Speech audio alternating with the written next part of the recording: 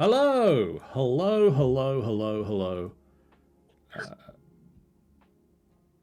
Hello and welcome to this final boss fight live stream of Daggerheart character creation. My name is John, and I am joined by all of these fine people. Let's start off with some of the people that you do know. We'll start off with Stanza. Hello. And a polar bear. The dragon. Sean is here. Grimble Scram. I'll take that as a low. Tanny is here with us. Howdy, howdy. And we are joined by Daryl from No Small Roles. Hi. Hello. Welcome to our madness. Do you want to tell us a little bit about what you guys get up to on No Small Roles first, and then we'll dive into the game? Sure. No Small Roles is an actual play podcast. We are playing D&D. We have a long-running first campaign that has spanned over the last 4 years. We also have smaller spin-off campaigns. Some of them tie into the main one, some do not. And you can find us wherever you listen to podcasts. Ooh. And we found you at several conventions where we've either you've either come up to us at tables or we've sat next to you and absorbed your table into our table because of sudden shrinking of tables. Gelatinous cube. And now we have kidnapped him against his will. Yeah. And now we're going to play Daggerheart. Yes. So Daggerheart is a new role-playing game from some people who play role-playing games. You may have heard of Critical Role. No, never heard of them. Oh, well, fair. I said you may have heard of them. Yeah, give me a bell.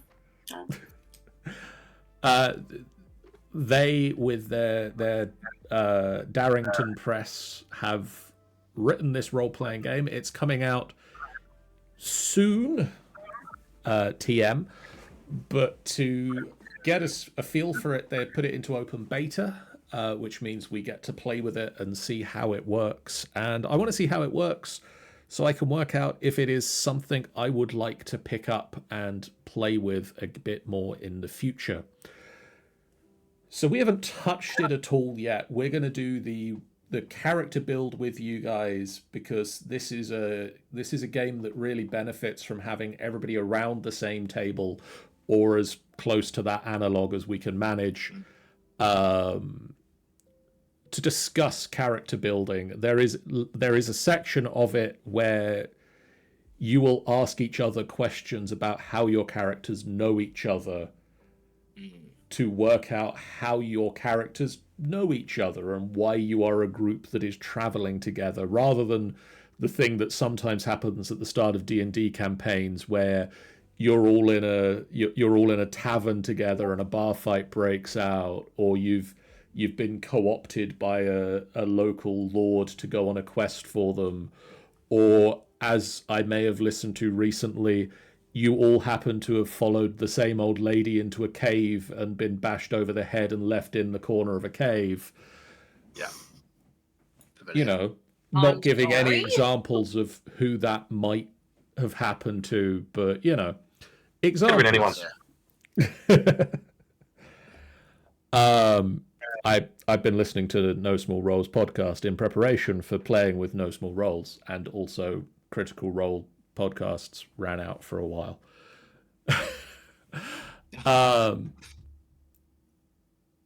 Yeah, you know, standard old lady stuff. Mm-hmm.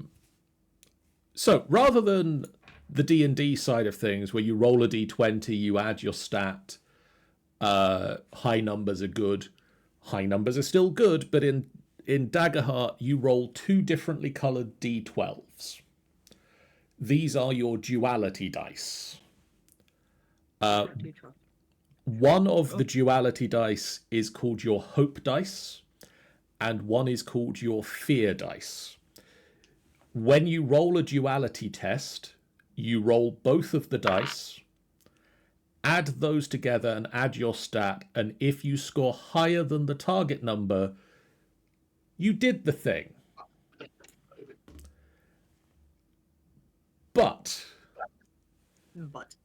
if you rolled higher on your hope dice than you did on your fear dice, you score the success or failure with hope, which means you get a hope point.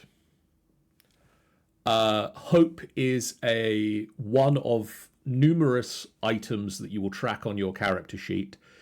You can have a total of 6 hope points, and they can be spent to do things. We will get to that in a moment. If you roll higher with fear, I get a fear point, and I can spend those later to do things.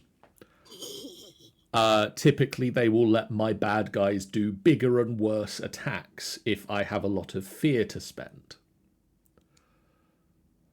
Sometimes, if you roll with hope, a good thing happens regardless of if you succeed or fail at the roll. And likewise, if you roll with fear, sometimes a negative consequence will happen, even if you've succeeded at doing the thing you wanted to do.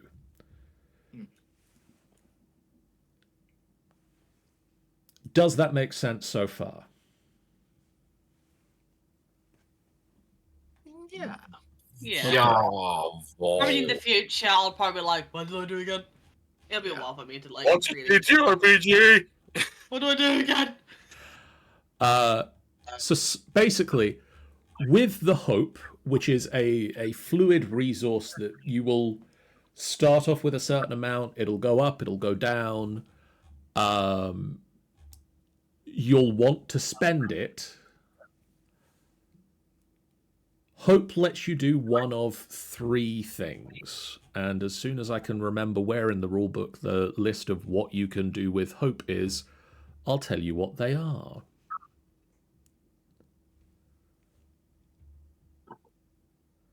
Bile badness like an evil hamster. Yes.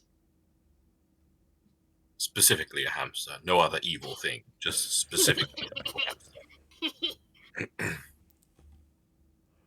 So hope you can use to help an ally. You can spend 1 hope to help an ally who is making an action roll that you can aid in. When you do this, describe how you're helping and roll a d6 and add that to their result. Your characters also have experiences, and you can, assuming you have a relevant experience, you can spend a hope to add that experience to your dice roll. And finally, some of your abilities will require you to spend hope in order to activate them. During combat, you can also spend hope. I believe it's 3 hope points lets you pull off a teamwork maneuver where you and an ally of yours will work together on a single maneuver. So it might be that if one of you's playing the big muscular character and one of you's playing the short rogue character, the big muscular character picks you up and flings you at the bad guy, and the rogue swings past with their daggers out. That would be a teamwork maneuver. Oh. You would both roll your dice, and you would use whoever rolled the highest on the dice as the group roll. And if that attack succeeds, you both roll damage and add it together. Oh. So things like that, can be incredibly damaging. Let's start building characters, because I think that's enough of the rules segment for the moment. Group attacks do sound like a great way to play this game. or a great thing that this game adds. So we're going to go through this sort of step by step and see how this goes. So the first step in character creation is to choose your class. Indeed. So the class options are Bard, Druid, Guardian, Ranger, Seraph, Rogue, Sorcerer, Warrior, and Wizard. So starting off, Tanny, you wanted to play Seraph? Yeah. So under Seraph, you can either play the Winged Sentinel or the Divine Wielder. Ooh, I was thinking of Winged Sentinel. Okay. So if you want to note that down on a piece of paper and or character sheet. I'm going to note it down in my beautiful, place. Write that in my notes. Sean, did you have any idea what character class you want to play? I am torn at the moment Okay. between a guardian or a rogue. Okay. Because guardian is all very absorby-zorby and protecty-tecty. But rogue is a sneaky bastard. That is accurate. Those are both characteristics of those classes. Let's. Do you want to have some time to think about it? I feel I'll be able to decide once I know what everyone else wants to be. So I was going to say, which, let's come back to you in a moment. Which is the biggest gap? Stanza, what class is calling out to you? Sorcerer. Okay. So as sorcerer, you get the choice of primal or elemental origin. Is elemental the one where I can be a cryomancer? Elemental would be the one that you want to go to for cryomancy, yes. What is cryomancy? And Daryl? Yes. Which of the classes is calling out to you? I think I'm gonna go Guardian. So as a Guardian, you can be the Stalwart if you want to take heavy blows and keep fighting, or play the Vengeance if you want to strike down enemies that harm you or your allies. Which path are you feeling? Vengeance or Stalwart? I think I'm gonna go Vengeance. Okay. Yes. So Sean, Mm-hmm. how's sneaky rogue sounding to you now? I'm feeling heckin' sneaky. So your choices under rogue are Nightwalker, if you want to use the manipulation of shadows to maneuver through your environment, which sounds sneaky. Yeah, it does. Alternatively, you could be the Syndicate if you want to have useful contacts everywhere you go.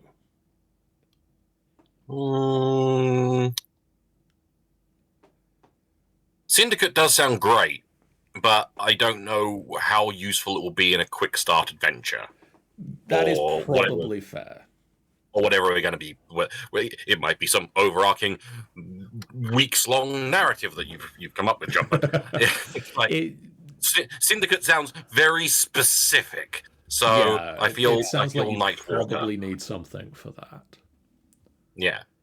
Okay. I feel Nightwalker is the dude. It's the dude for me. So make a note of the fact that you are a Nightwalker rogue, and we will now move to step 2 of character creation. Step 2 of character creation is your heritage.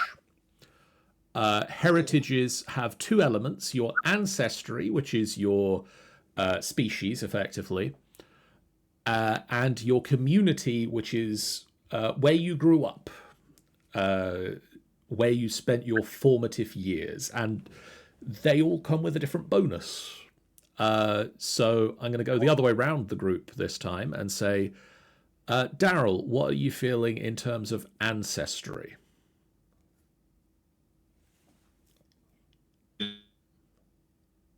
Person. Ribbit. Okay. Let me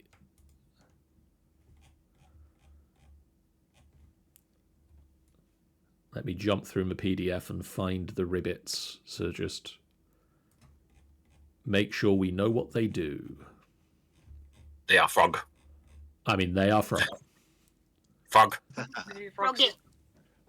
So as a ribbit, you have each of the ancestries gives you two different features. Ribbits have a long tongue, which means you can grab onto objects close to you, and you can also mark a stress to unleash your tongue as a finesse close weapon that deals D12 physical damage. D4 psychic damage for the ew.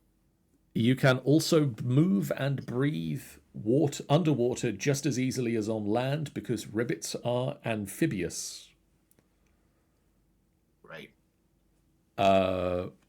Stanza. Very slyborn. Sorry, what was the ancestry? Very. Very.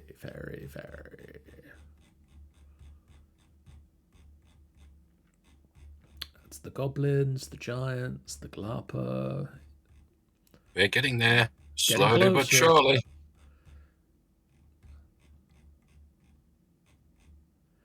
So as a fairy, you have wings.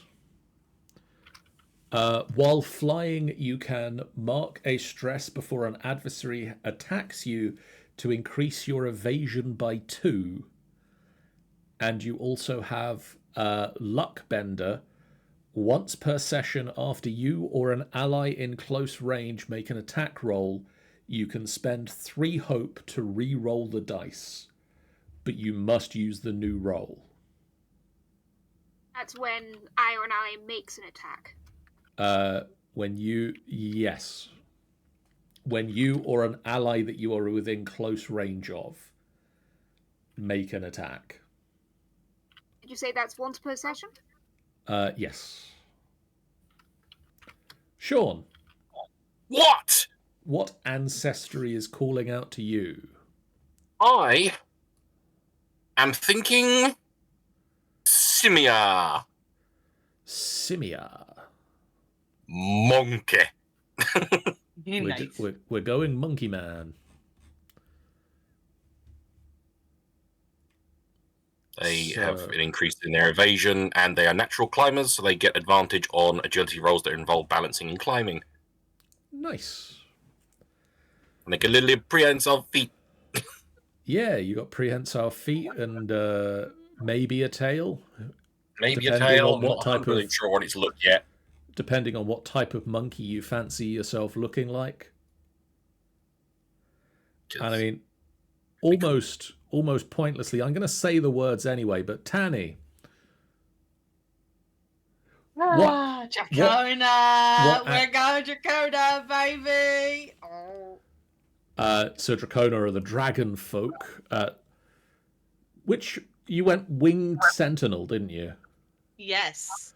So it says Dracona resemble wingless dragons, but you have Yes. wings. So I have wings now.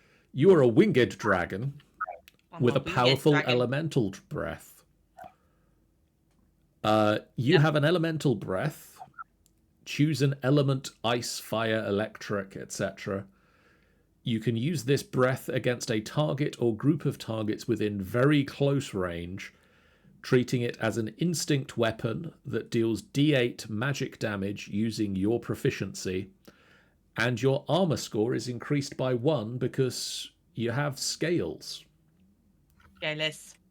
Like some sort of bish. Is there a way you can like post that and I can add it into my thing? Because I will have to remember to add these in. If you just make a note of it for now. I'll just put breath attack. I mean, if you just make a note of Dracona, we can work on getting you a character sheet fully written up. Yes. Yeah, my pet ancestor Dracona. I haven't thought about like what element to go for actually. My question is, what element is there? I mean, it's pretty much, the standard fantasy elements: ice, fire, lightning. Oh, God, go lightning. So, Stanza, you've already said a community. Which community was it you were saying?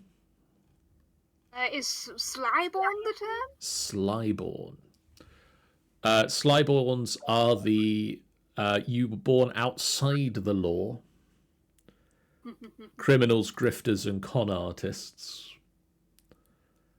As a scoundrel, you have advantage on rolls to negotiate with criminals, to detect lies, or to find safe places to hide should that come up.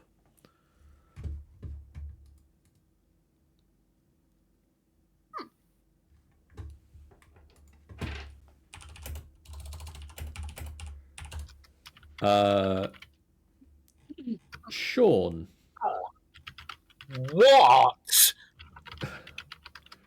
Which of the communities do you think your character would be? We've got Highborn, Lawborn, Orderborn, Ridgeborn, Seaborn, Slyborn, Underborn, Wonderborn, or Wildborn. And Eastbourne on sea. Yeah, the standard. I feel Slyborn makes sense for my dude because he's a sneaky bastard. Yeah. And it doesn't have to be the same criminal group that you both grew up in. It could be, though. You could have known each other growing up within the same criminal syndicate or group or outside the law place. Tanny. I'm kind of just like curious of what's there because I just want to kind of see, but they're not giving me what's there. So I'm like, what is there? So Highborn is that you come from elegance, opulence, and prestige. Lawborn is that you come from a background with a strong academic persuasion. Orderborn is a collective that focuses on discipline and faith. Ridgeborn means you grew up on the Rocky Mountains. Seaborn, you either grew up next to or on the sea or large body of water. Slyborn is you come from a group that operates outside of the law. Underborn, you grew up underground. Wonderborn, you grew up nomadic. And Wildborn, you came from deep in the forest. Kind of between, is it Ridgeborn, the mountain one, or Wonderborn? Okay. So Ridgeborn gets you steady. You have advantage on rolls to traverse difficult cliffs and ledges, navigate harsh environments, and use your survival knowledge. Additionally, you gain an armor slot at character creation. And Underborn, you are used to living in low light. No, Wonderborn. Well, Wonderborn, sorry. You add a nomadic pack to your inventory, and once per session you can spend a hope, reach into the pack, and pick out a common item that will be useful in the current situation.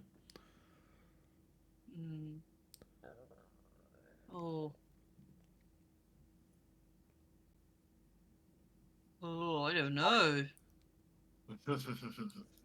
You must choose. I mean, very soon. Choose your fate. I think I might go. I might go Wonderborn. Okay. Daryl, what are you feeling? Where did your character grow up? Seaborn. Yeah, one from water. 1 + 1 is 2.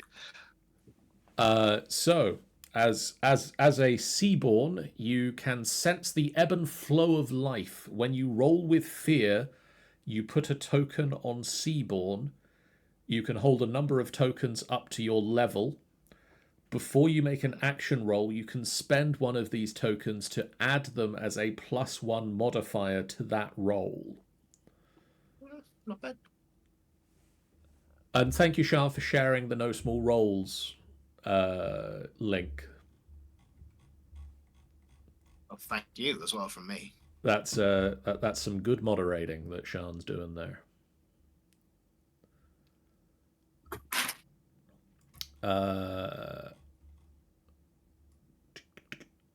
Now I'm scrolling back up in the book to the next step of the character creation process,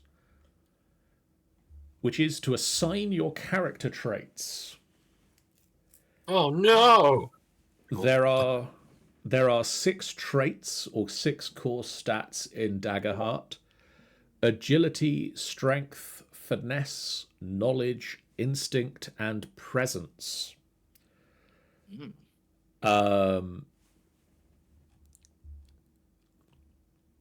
So agility is they give examples. They aren't the be all and end all of what that trait can do, but I'll just read through them so that it gives you some idea of what the traits are.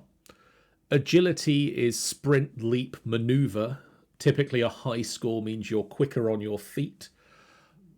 Strength, lift, smash, grapple. Finesse, a high finesse score. Control, hide, and tinker. A high finesse score means you are dexterous and accurate. Instinct, perceive, sense, navigate. A high instinct means you are very aware of what's going on around you. Presence, charm, perform, deceive. A high presence means you have a strong force of personality. Knowledge, recall, analyze, comprehend. A high knowledge score means you know information others don't and understand how to apply your mind through deduction and inference. Trait modifiers are the values associated with each trait. When you make an action roll with a trait, that trait's modifier adjusts the final result of the roll. You have, to spread between those 6, you have 1 + 2, 2 + 1s, 2 zeros, and a -1 to spread out. I'm going to quickly scroll down to the segment in the book where it talks about your character rate, your character classes, because that's gives us an idea of where you want to put those things. And we'll go over some of the details of your classes in alphabetical order of what the classes are, if I can remember to stop where each of your classes are.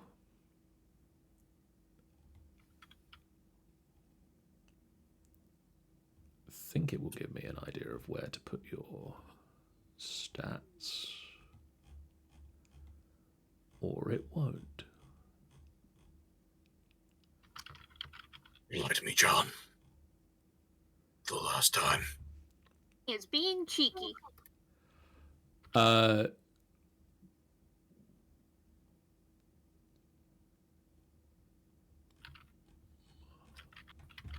Just going to fire up Demiplane myself.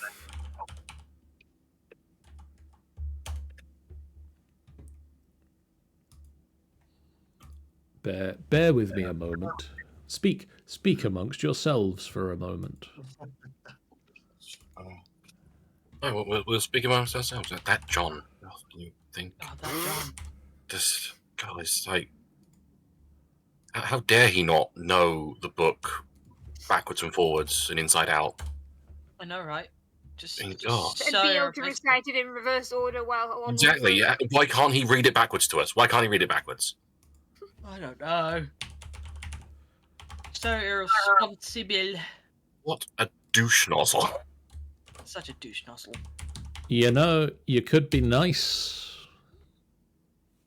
I know. But where's the fun in that, John?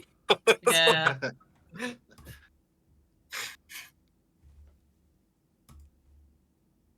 Fine. Well, fine. Whatever your way, John. Isn't John great? John's great. Oh God, I love Excellent John. John's amazing. Have you seen his face? Oh, it's such a great face. It's a great I mean, face indeed. this is better for my self-esteem. Yes. There you go. Hey. Anyone know what they're going to make their dumpster at? I don't know. Well, I'm going to make it strength. I mean, admittedly, conveniently, I'm on demiplane, so because I couldn't mainly, I felt that was easier than hunting through my room to find some paper. So I've got what it suggests for my traits. I'm not sure I agree with them though. Because I'd quite. Nice. Because it's saying I should have a +1 in agility, a -1 in strength, +2 in finesse, 0 instinct, 1 presence, 0 knowledge. Which I agree with for a sneaky rogue. But at the same time, it would be cool to have at least a little bit of instinct.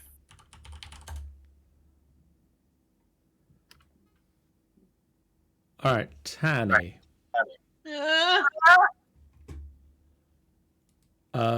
Your suggested traits as a seraph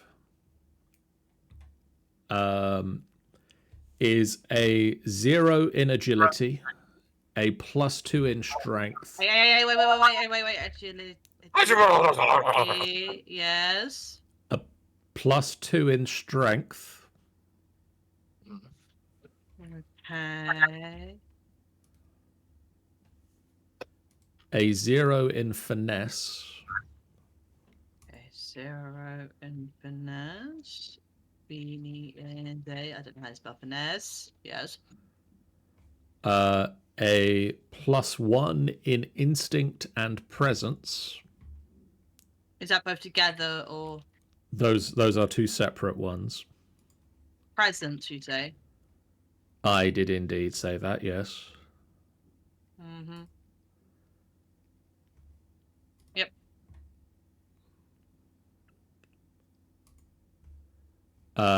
And then the -1 would go in knowledge. Oh dear. Makes sense. So not very bright. Limbo time. So, Daryl, Hello. for your suggested traits, it suggests for a guardian a +1 in agility and presence, the +2 to go in strength, the 0s to go to instinct and knowledge, and finesse is your -1. Obviously, you can choose to do otherwise.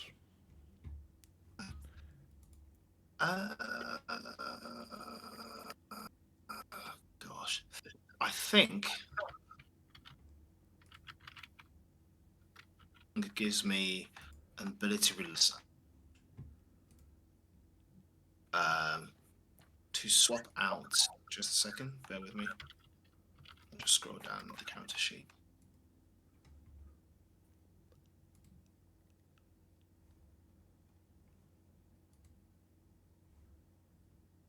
Where is it? There it is. I want to. Oh, yeah, there we go. I want to swap. Oh gosh, yeah.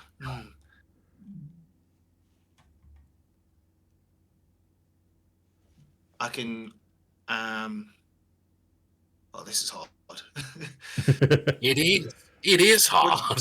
It is hard because I get. There's so many useful things that you want to have stuff in. You can't. Exactly.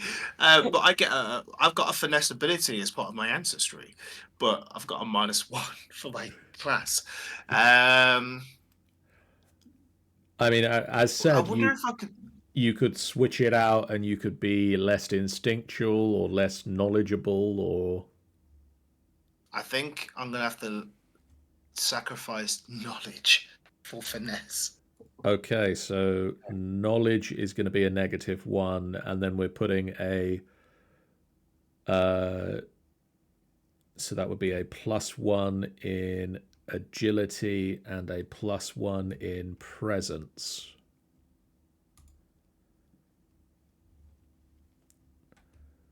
Okay, so let me, because I've now got it in front of me. I've opened up Demiplane. I've got all of the details in front of me. Let's just quickly go through what your subclasses actually do for you. Oh yes. Tanny, Yeah. as a winged sentinel, Mm-hmm.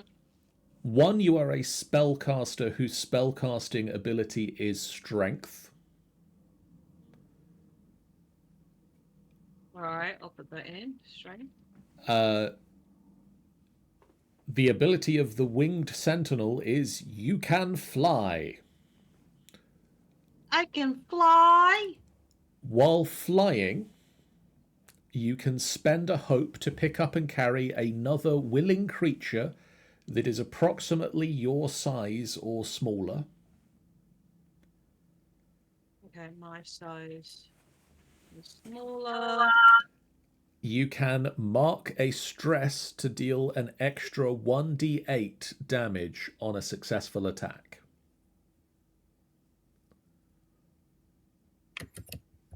Successful attack, you say. Got it.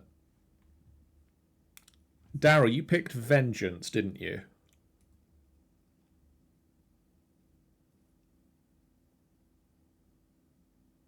I believe he did.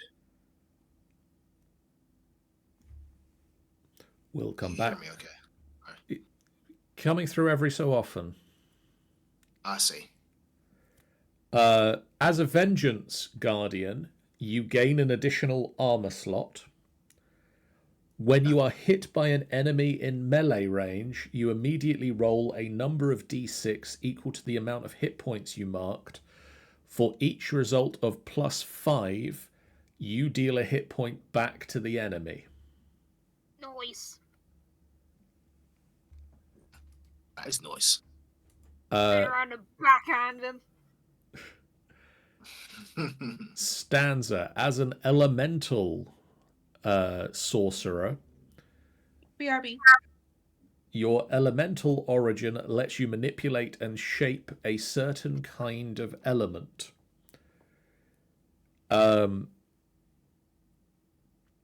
You get to pick the element: water, fire, air, lightning, or earth. I guess water then. Your cryomancy is just a little bit warmer. Little bit. You can channel this element into unique and harmless effects. Additionally, you can spend a hope and describe how your control over this element helps an action roll you're about to make. Then either you get a +2 to the roll or a +3 to the damage.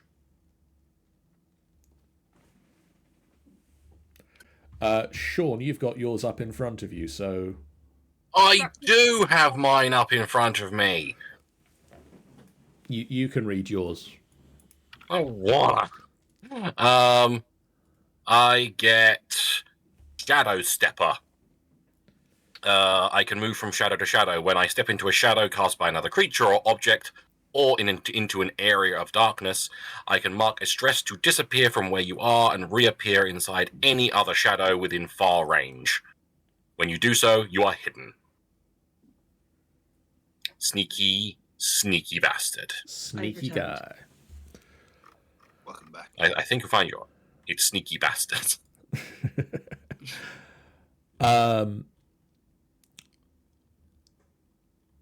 So next up, it is starting weapons.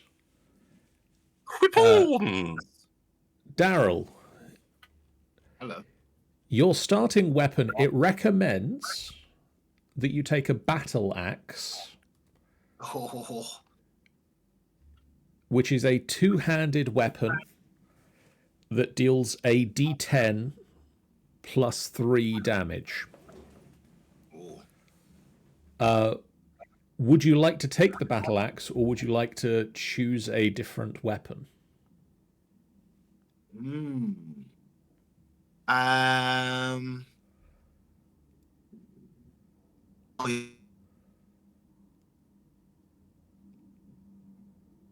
Oh, okay, broadsword instead.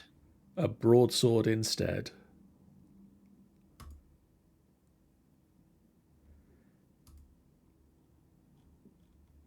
Feature, I believe.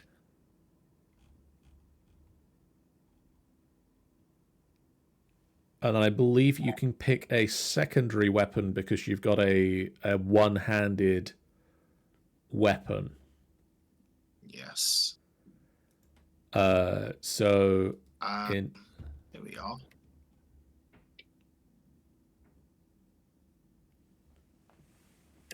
What would you like as your secondary weapon? Could I get a? Oh, this is juicy. Could I get a short sword? Yep. Secondary weapon gives me a +2 to my primary weapon damage in melee. It's paired. Sounds good to me. Nice.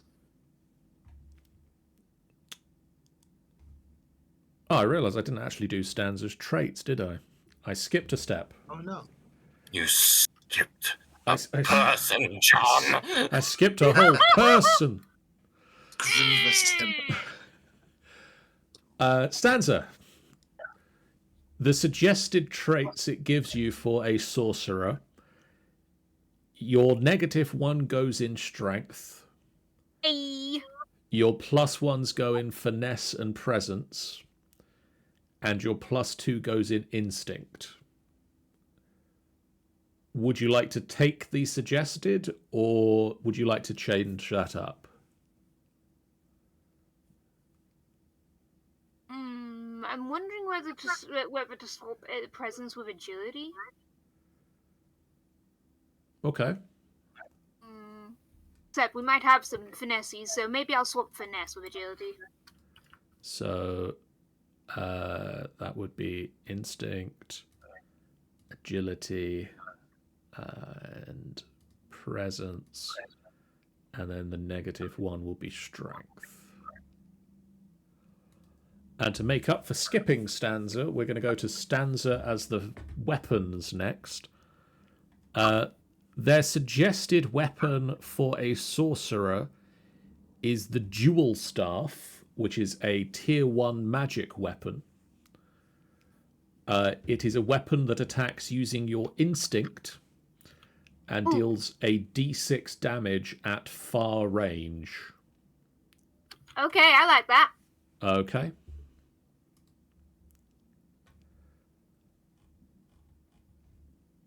Oh, and then you do get a secondary weapon. It doesn't give me a suggestion for that, though.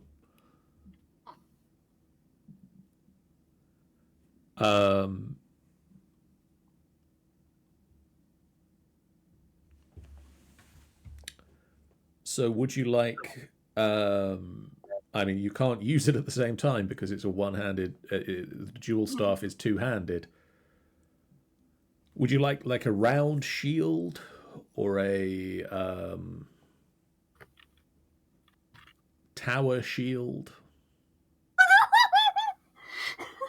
Would it be possible to even use a tower shield with low strength? Would I be able to even carry it? If I remember correctly, you can use it. It just makes you very slow. Part of me is tempted to take the tower sheet because it's funny and I can just hide it. Because I'm small, I just drop it and hide under it. You might also take something like the dagger. There is appeal to a knife. Knife! Knife! You call that a knife? This is a knife. That's a spoon. I see you've played knife and spoony before. You could take a knife and spoony before. Take a crossbow.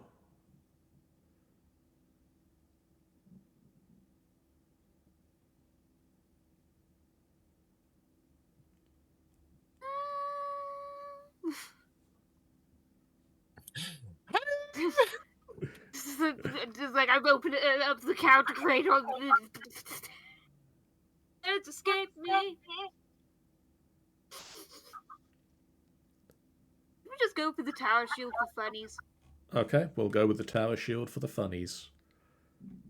Wonderful. Tanny. Yeah.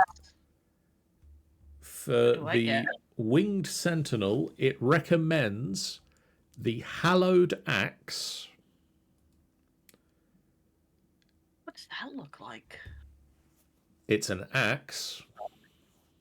But it's Yeah. hallowed. It is a magic. It's a magic weapon that deals D10 plus 1 damage based on your strength. Okay.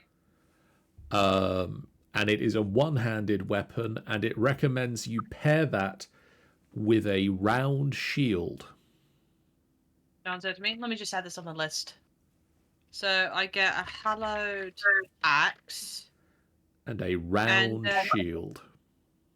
Round. I'm cool with that. I'm very Sean. easy, I am. Sup? What weaponry would you like to use? I don't know. It suggests dagger and small dagger. Have you seen my knife and my other slightly smaller knife? I mean, his idea is like the dagger gives you obviously a straight damage and stuff like that. I can't remember. I think it's like a D8 plus something. Yeah. But if you have a small dagger with it, it gives the primary weapon a +2 to its damage. Yes. So by having the other dagger, you manage to do more damage. Which is cool. But at the same time, I don't know if I want to go ranged with him. That is an option. Because having a climby, sneaky bastard monkey rogue with range capability would be pretty damn sweet. But I think most of the bows are, I think, finesse. No, not that finesse. They're what are they? Not stuff. I think they're agility, which I've not got great agility. I've got good finesse. A crossbow is finesse. Crossbow is finesse. So I could go a crossbow. So you could do crossbow and dagger so that you have got an option if you get into close combat. I think I could do that. We're going to go crossbow. And where's dagger? What's damage to dagger? That's reasonable. A D8 plus 1 is fairly reasonable. Can always nick a weapon off someone else or something. As is the sneaky bastard way. It's true. So for armor, I will briefly explain a thing, and then we'll talk about what armor you're going to start with. There are sort of two statistics when it comes to your armor. You have an evasion score, which you would recognize mostly as the D&D. That's the number the GM needs to roll over to hit. And you have an armor score. You have a certain number of armor slots that you can spend to reduce damage that gets to you by your armor score.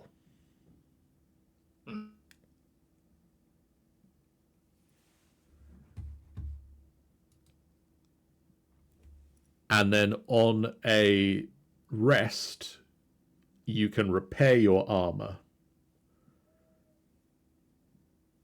to give yourself back the armor slots so that you can use them again. Okay. With the idea being that you want to reduce your armor, your damage that is incoming below your threshold, because the damage that you get hit gets compared to a threshold value, and then that's what gets your hit points taken away. So the stronger a character is, the higher their thresholds are, the harder it is to deal damage to them. Does that make sense? Do you need me to explain that again? I need an example. Okay, let me find the example from the PDF. So, from what I've understood, is evasion is technically your AC, which is that's the number they have to hit you. Yeah. And then you can spend armor to reduce the amount of damage that you take if they roll over your evasion. You can spend your armor to negate some of the damage. I see. Yes. That makes I sense. believe. But obviously, that's technically like your armor's being damaged every time you're using it, so you can't keep using it. So then, when you have a rest, you can repair your armor by spending a downtime action or whatever the fuck it's called in this. I got you. It is called the downtime action. There we go. Well done. So, for instance, in the example they give, the person gets hit, they take 9 physical damage. Mm-hmm. That would be above their threshold. So their major threshold is 6 points of damage. So they would be taking 2 hit points. If they spend their armor slot, that will reduce the damage that they take by 3 points. That brings it down to below their threshold, which means they only take 1 hit point. Okay. It sounds complicated. It'll make more sense when we have the sheet and it's being done in the game, I think. Right. Or it won't, Okay. I'm with you. and that'll be a bad thing, and we put it as a bad point against the game. We'll see how that goes. Okay. Sean, what Hell, armor you is want it your name. suggesting for you, and what would you like to take? Full plate. Okay, yeah, sure. Clank, clank, clank, clank, clank. Very stealthy. Very stealthy. It's recommending the gamblesome, and I'm at liberty to agree with it. Okay. Just because it gives me more evasion, which I believe that is the point. The point of me is I'm too quick to hit. So Yes. so because leather armor would be fine, but it doesn't really give you anything. It just gives you a reasonable armor score. So yeah, I'm gonna go for the gamblesome. Okay. Tanny, Yes. for you it is also recommending the Gambeson armor, which has an armor score of 3. How do you spell Gambeson? Gambeson. Beson. Okay. Uh, Gambeson armor. Gives you an armor score of 3, but it gives you a +1 to your evasion. +1 to evasion. Yeah. Okay. So you are harder to hit, but you have, if you do get hit, your armor score is 3, which means if you have armor slots to spend, you can reduce damage by 3 points. Right. At a time.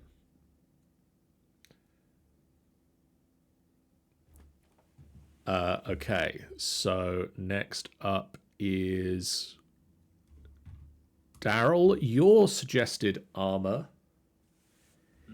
is chainmail. Oh, is it? Because you're the character they're expecting to get into the fight and be the one that takes the damage. Right. Chainmail gives you an armor score of 5, but it is heavy, which means you have a -1 to your evasion score. Oh. I think I'm gonna go on down and have a leather armor. Okay.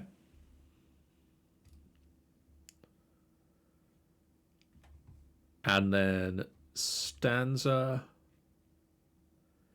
It is Gambeson's recommending fine you by the me. Gambeson as well, yes. I am fluttering away from everything and just throwing stuff. Yeah, a question about weapon ranges. You use a ranged weapon like the dual staff?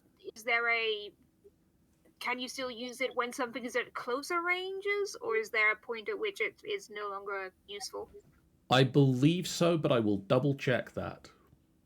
I might end up changing from the silly tower shield to a short sword, so if someone gets up, like, ugh! Could be sensible. I'll do that in the sheet I'm messing with then. We'll find out. Everybody gets the same starting, like, generic starting equipment. So every character has a torch, 50 feet of rope, basic supplies, and in this system, gold is just labeled in a handful of gold. Full of dollars. You have some amount. It's about enough to pay for a thing. Drink at the tavern that we're not going to meet at. Yeah, that for instance. Dang, I was hoping for a bed at the tavern. You also each get to pick either a minor health potion or a minor stamina potion. The health potion clears 1d4 hit points. The stamina potion clears 1d4 stress. I'm going to pick stamina because one of my abilities is to mark my stress for picking up something or doing that. What's it called again? Hang on. Yeah, to make 1 damage on successful attack. I'm definitely going to be needing it, so I'm going to pick stamina potion. What are ways that we can pick up stress other than being extra dodgy in midair? So stress represents a sort of mental wellness of your character. Oh, so that's what they look like, Gambus and armor.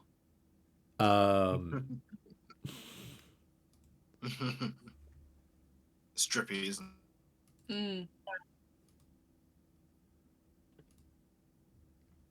So if there's anything like that light in the dark, then it's just like mental fatigue.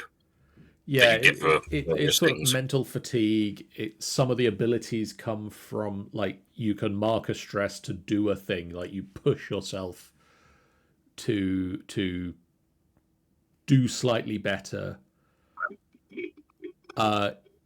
It could also be that if you succeed a test but roll a fear, instead of taking the fear, I could say, well, you do this sneaking really well, but you twist your ankle, so mark a stress. Oh, Or no. like you get a real close shave with a heavily armored person. Yeah, you hear the people that are tracking you down, and that really weighs on you. So mark a stress for the people that you're trying to sneak past being close to you. I have picked stamina. Okay. I think I'm going to have to go stamina as well, because I feel I'm going to probably try and use stress more than I'm going to... Hopefully, more than I'm going to get hit. Daryl, would you like the health or stamina potion? Stamina potion. Stamina potion as well. Stamina across the board. And then we'll go through the list for your class item. But taking your vitamin D supplements. I don't believe the class item... Yeah, the class item is a little bit of flavour. It's not necessarily something useful, but it's something that you might blend into your character in some way. Stanza... whispering orb. Yeah, you've got the whispering orb? Yeah! Cool. Interesting. Daryl, you either get a stone totem that was given to you by your mentor or a secret key. Secret key, come on. Well, you never know. The secret key might open the secret. And I have tunnel! no idea what it opens. I just got given this key. You got a key. It's covered in dried blood. Oh So dear. the last thing my mentor said. This key. What does it open? I don't know. He didn't know what it opened. You don't know what it opens. Nobody knows what it opens. Take this key. It's been a bloody pain in my ass. Oh no! How'd you give this? Tanny, your Yes. options are a bundle of offerings or the sigil of your god. I have picked Sigil of my god because I now have Demi playing. Oh, Yay! So I'll do the blimmin' character sheet. And I'm like, oh, okay. Sean. Everyone giving up on paper. When I heard about the Demi play, I was like, you know what? Fudge it. Sean. What random thing have you got? I can either go for forgery tools or a grappling hook. Oddly, yours sounds slightly more useful than most other people's. Both of them sound useful rather than anything else. I think it's going to have to be grappling hook. As much as I would love to have forgery tools, but I think it's going to have to be the grappling hook to help in the climbing that I'm already good at. The next step of character creation is your domain deck cards. So domain cards represent the abilities that your character has from your class. Each of the classes has 2 domains, and each of the domains is shared by a different class. So, for instance, Sean and Stanza as sorcerer and rogue, you both have access. You both have words. You both have access to the midnight domain. We do.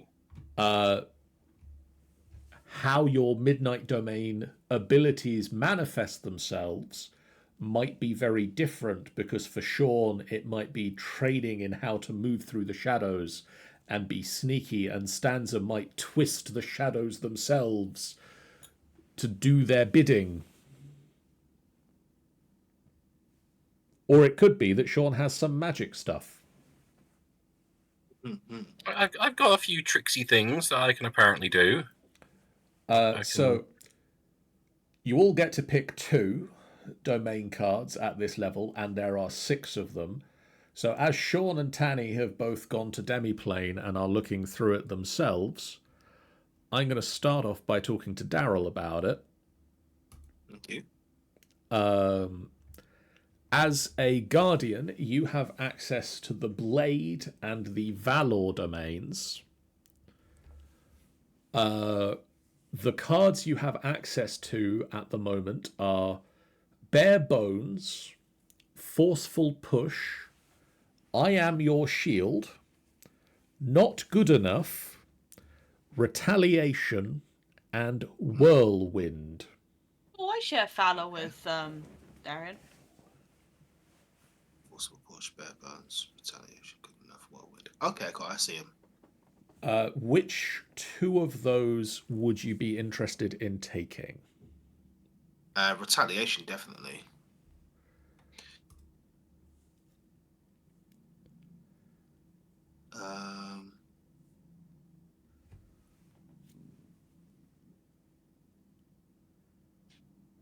Ooh.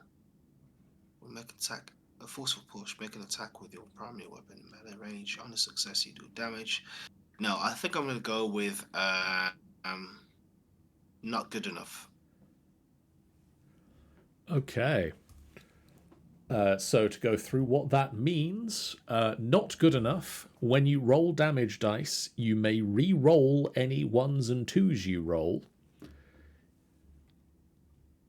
You do need to take the new result, even if it is a 1 or a 2. That's actually pretty good. And retaliation, when you take damage from a creature in melee range, you may mark a stress to immediately deal weapon damage to the creature at half proficiency rounded up. So at the moment your proficiency is 1. Rounded up, half of that is still 1.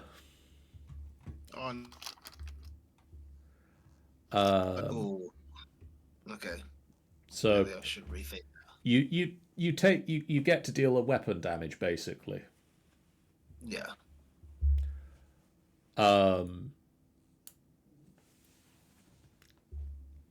Stanza. Your domain deck options, you get Midnight and Arcana. You can pick and Pull, Rain of Blades, Rune Ward, Uncanny Disguise, Unleash Chaos, or Wall Walk. Wall. I can't say it. Why can't I say those words? Wall walk.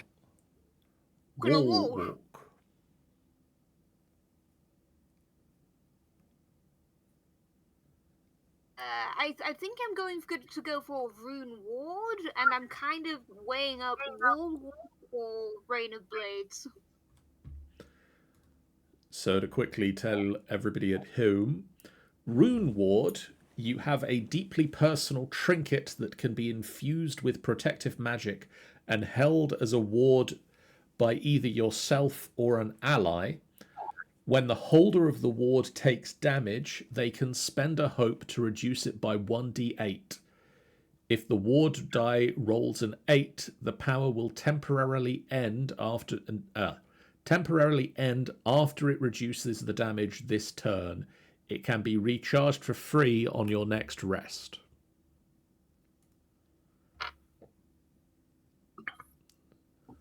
Anyone particularly want to walk on walls? I can climb up walls. Maybe I'll go for Rain of Blades. Maybe there'll be opportunity where there's just a group and I'll just dive bomb them, summon knives, fly out again. The Rain of Blades, you spend a hope to conjure throwing blades that strike any enemies very close to you. Make a spellcast roll, and all targets that you succeed against take d8 plus 2 magic damage. If any targets you hit are currently vulnerable, they take an additional 1d8 magic damage.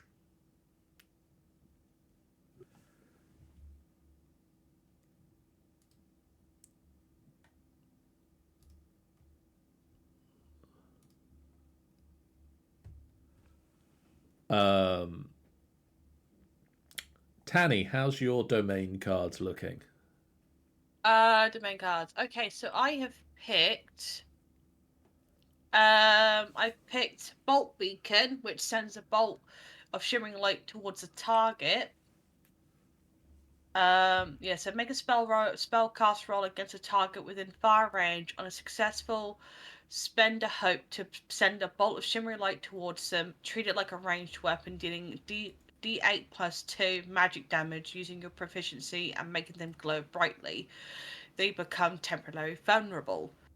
And then I picked Reassurance, which is on the Splendor domain, which says once per short rest after an ally attempts an action roll, but before the consequences take place, you may offer assistance or words of support. When you do, they may re-roll their dice. They must accept the result of the new roll. Okay. Stuff and things. Yeah, so my domains are Splendor and Valor. Oh, I didn't know Bolt Beacon was a Splendor. I didn't even read that properly. Sean. Sup? What's your domain selection?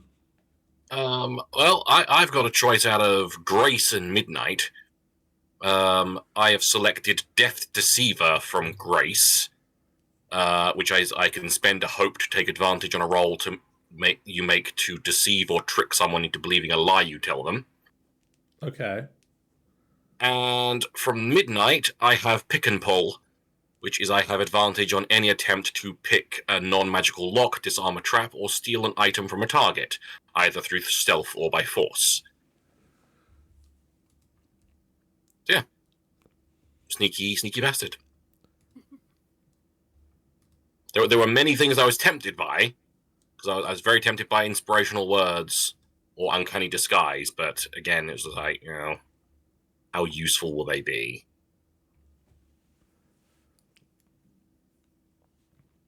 Love how different we are in spite of sharing a domain. I got all the shit made. Next up on the old character creator is your experience. You get 2 experiences. Experiences. And no more. No more. No more yet. You may not experience anything else. Experiences are things that you can add to rolls by spending a hope.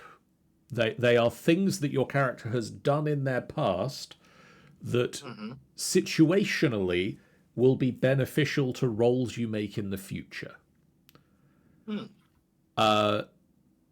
It could be the examples they give are anything like backgrounds like bodyguard, con artist, merchant, noble, pirate, scholar, and thief.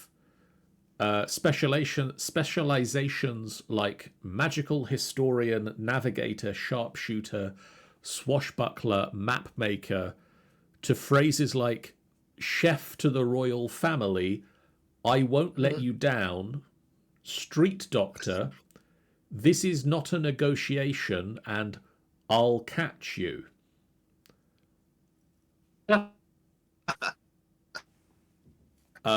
basically, if you have a role, if you have an experience like chef to the royal family and somebody talks you into cooking something and you need to make a roll for it, you could spend a hope to say, I'm the chef to the royal family, so of course I know how to make this thing. Spend a hope, and then you've got a +2 to it. Or for instance, street doctor, if you've got street doctor and somebody's been injured, you can say, I spend a hope, and I use my street doctor experience to go, this is a cure for this thing.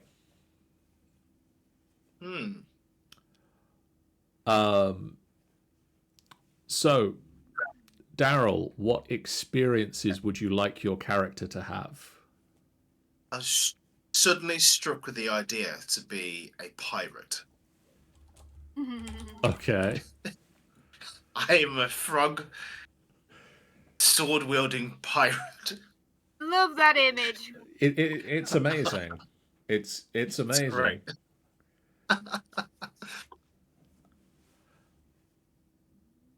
Stanza, can you think of any experiences you would like your sorcerer to have? A couple of ideas. Keep my promises and patient.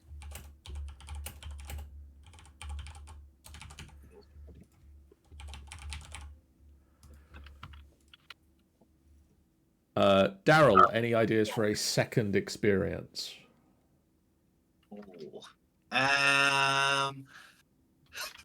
This is not a negotiation. Does that count? Yeah, we can. Tanny, how's your experience? Thoughts? Oh, that's like interesting ones. I'm still looking. Hang on. You don't have to pick from the list. It can literally be anything. Which, if anything, makes it worse. Yes. Makes it worse. It does. I like storyteller or world traveler. Okay. For the background, like, or something.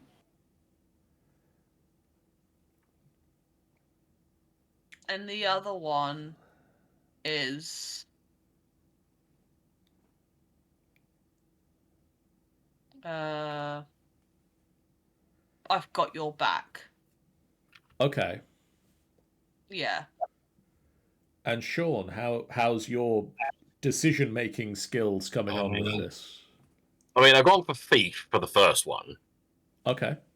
Because sneaky. I mean, I could just have one as sneaky bastard. You could. I'm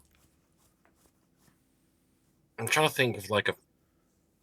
I think it might actually have to be sneaky bastard. I think I might have to have my second one as sneaky bastard. Or would sneaky bastard encompass thief? And so do I go sneaky bastard instead of thief, and then think of a different one? Well, the thing is, thief could cover things. Shana suggested one called "Oh Lord, He's Sneaking." Oh Lord, he's sneaking. Again, encompass thing. You could argue that thief and sneaking are two separate skill sets, so there might be things that thief would cover that sneaking necessarily wouldn't. This is true. May I suggest pickpocket instead of thief to be more specific?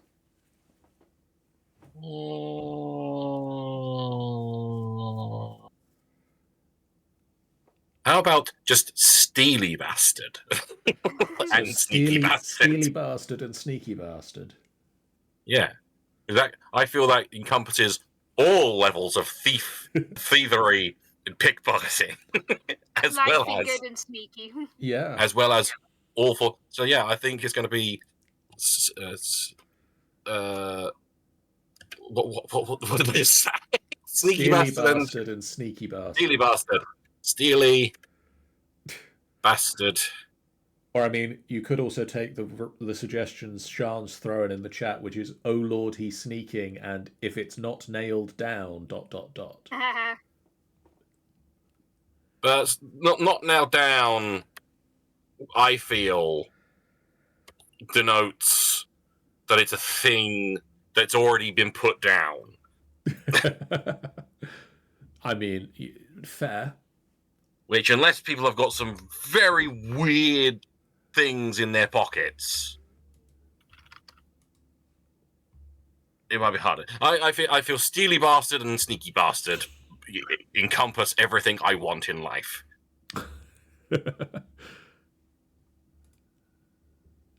I've got two options for like both the like title and like the quote kind of thing. I've got like storyteller or world traveler, and the other one's "Do I have a tale for you?" or "I've got your back." I'm like, which one do I pick? Aww. I decided to make one saying "Do I have a tale for you?" because I really kind of want to start pawning a Pharic Tethras in my brain now from Dragon Aging. Now I'm like, do I have a tale for you? Like they're the storyteller or something, and that's why they travel a lot. Stay a while and listen. I think I might go storyteller and then "Do I have a tale for you?" Do I put it in both of these So yeah, one things? in one in the other. Alright, I'm going storyteller and "Do I have a tale for you?" So that sounds like the same thing. Oh, so they've got you different... want two different experiences. I'll say I've got your back then. Okay. I've got your back. And you can have either "Have I Got a Tale for You" or storyteller. You know what? Fine.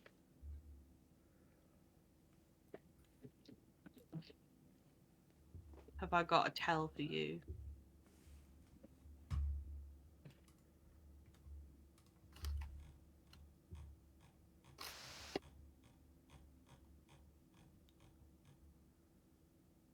Do I got a tale? Okay, stanza.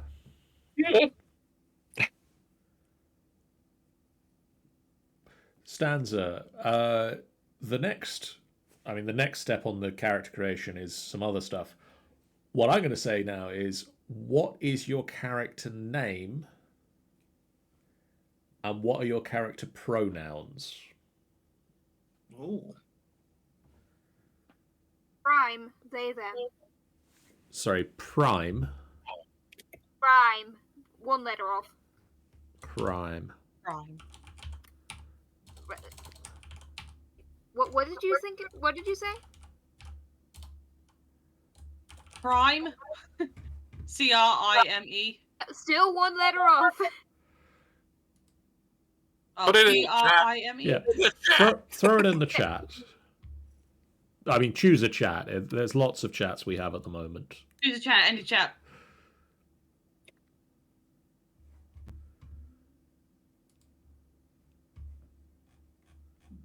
Did I choose the right chat? Oh, rhyme. Oof. We are. We can hear things, apparently. We can definitely hear things. Daryl, what would you like your character's name to be? Sid.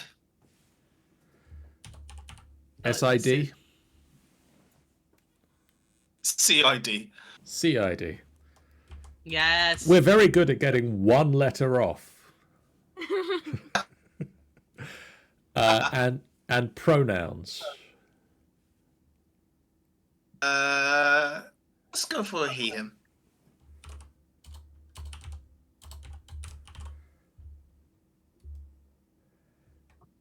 And then Tanny. I mean, I don't have to fill it in for you, but what is your character name and pronouns? I am naming my character called Asher. Ash and E-R at the end. I was like trying to figure out I was gonna go for Saga, but it didn't seem to hit them very well. So the pronouns is they them, but I went for Asher. Okay. Yeah. So spell how you spell Ash and then E-R in the end, and they are they them. And Sean. I don't know. Do you want me to give you my Pinterest, sir? Don't give him choices, Jesus. Exactly. Stop giving me choices. I think it's got to be. I got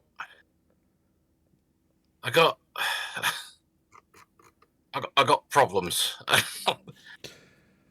While you figure this, while you discuss this with the rest of the group, I'm going to run and grab a drink. I've got a monkey name generator. Oh, no.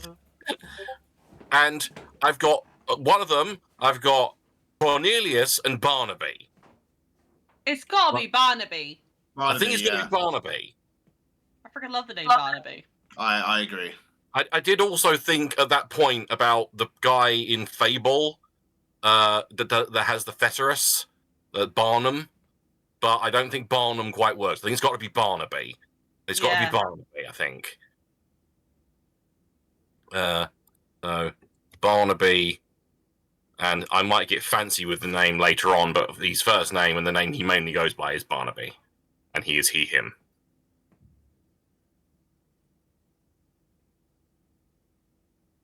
Those of he's and they's.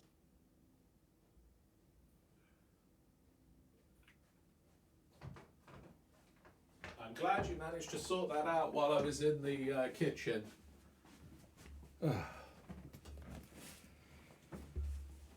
I have returned from war. From war. Sean suggests Barnaby Swip. Barnaby Swip can be in there. I feel he's going to have, regardless of the fact that he's from low income bracket housing, and in a deprived, crime riddled area, he's going to have named himself, added just a bunch of names, just ridiculous amounts of names.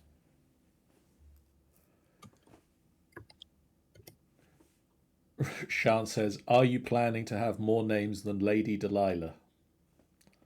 I will try. Oh God. We'll explain that later. I will see how this Daggerheart demi-plane character sheet, I will see how much I can break it. This is going to It's be already hilarious. wiggly. It's not doing invasion calculation properly. Okay. We're almost finished with character generation now. Now it is time to forge the connections. So it's now time to get you guys to all talk to each other about things.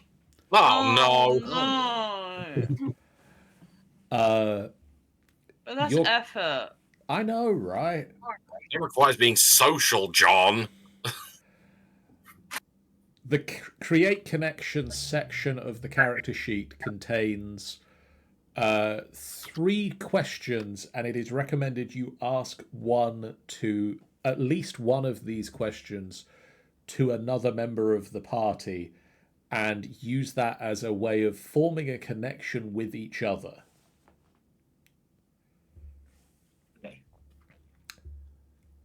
So Tanny, do you want to ask somebody one of those questions? Where would those questions be? Like background questions or In- something? Under experiences, Experience. Yeah. create And it's got connections. create connection. Choose your experience one, isn't it? Underneath choose that is your create experience, connection. there should be create connections. Oh, okay. Oh. So I've got 3 of them here. Perfect number for the party. So choose Okay. somebody and ask one of them one of those questions. Alright. Rhyme? What promise did you make me agree to? Should you die on the battlefield? That's what I've got. What promise did you make me agree to, or should you die on the battlefield or something? That's what it says on here. So what did you make Tanny's character agree to if you should die on the battlefield? Should you die on the battlefield? What are they going to do for you?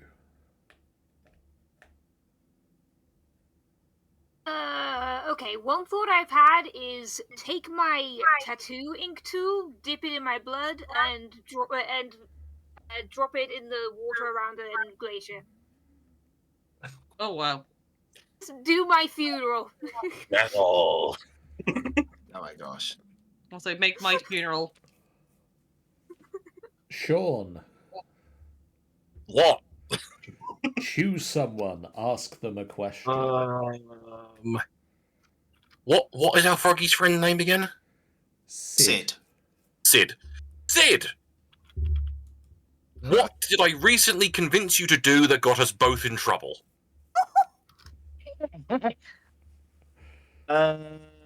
You convinced me to start to challenge the local drunk to drinking contest.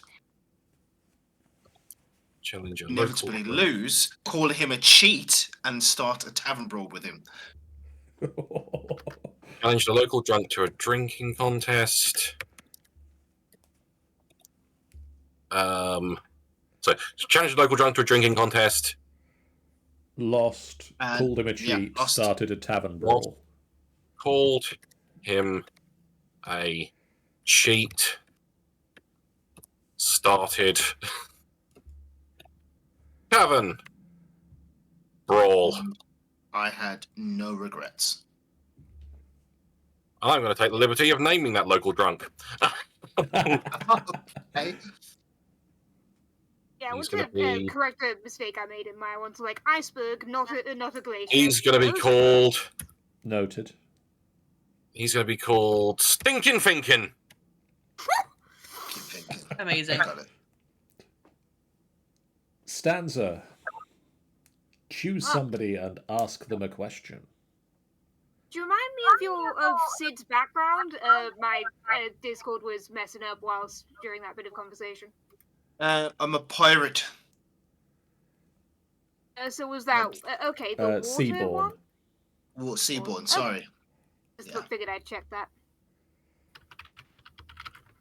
Okay. Who do I give what? I mean, one of these is why do we keep our shared past a secret? But so like, that would be really funny to give Barnaby because the two Slyborn having a shared past. So maybe we were in rival gangs and that's why we kept it in secret, just so like. No, Sean answers. Oh yeah, of course. So Sean, Do you want this question, Sean? I don't know. Do you want to give me that question? Ah! decision meets indecision.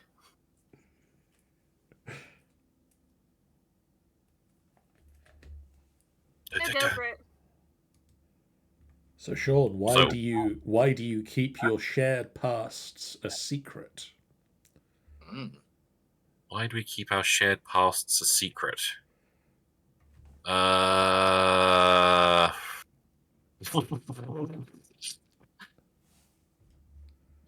Thousands of ideas. Why do we keep our shared pasts a secret? Why do we keep our shared pasts a secret? Why do you not want to tell people? Because fuck.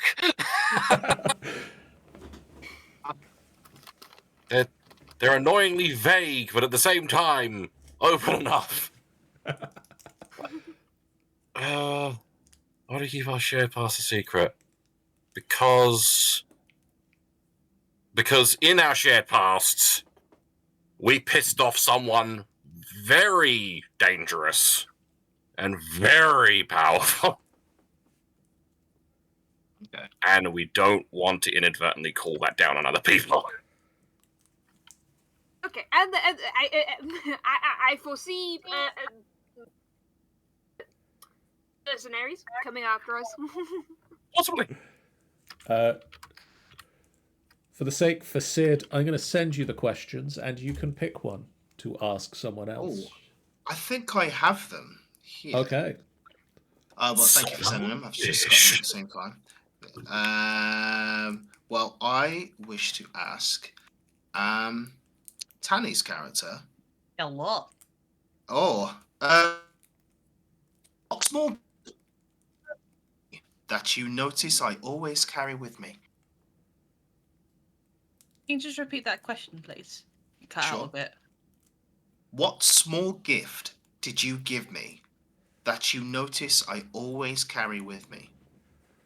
Oh, I would say Asher would gifted you some little trinket that is based in your home. Oh. So something like herbs from the area or something like that. Or I would sense that Asher's does pebbling, so little things, little trinkets or something that will represent someone else, like a friend of theirs, and we'll give them to them. They're a little pebbler. So little trinket that they reminded them of Sid. Okay, That's Tanny. now my little thing. Yes. Ask one of the other two questions to someone else. Barnaby. What? Why do you ask me so many questions about my god?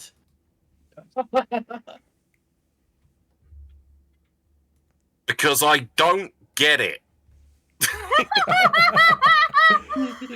To be honest, I don't know the gods very well in Daggerheart, so I would be like, They work in mysterious ways. I mean, what have these gods ever done for me? I've never seen them do anything. Spell Barnaby. I got him as Barn. Is it with the E-Y? Barney B? B-A-R-N-A-B-Y. A-B-Y. Barnaby. Barnaby. Because you what? You just don't know? No, it's because I just don't get it. Me? I just don't get it. What have the Romans ever done for us? I feel he didn't come from a religious family. By all means, they blaspheme all the time, like for God's sake and all that kind of stuff, but they don't. He's never been to church. He's never had a religious experience. Where he's from, paladins and clerics and everything don't go. So. Yeah.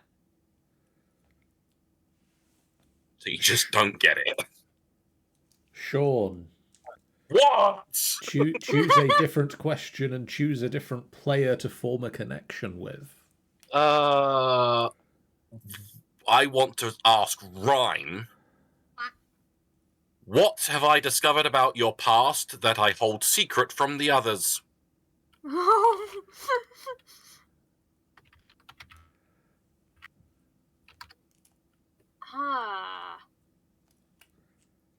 Is it that you have a secret teddy bear called Squishums?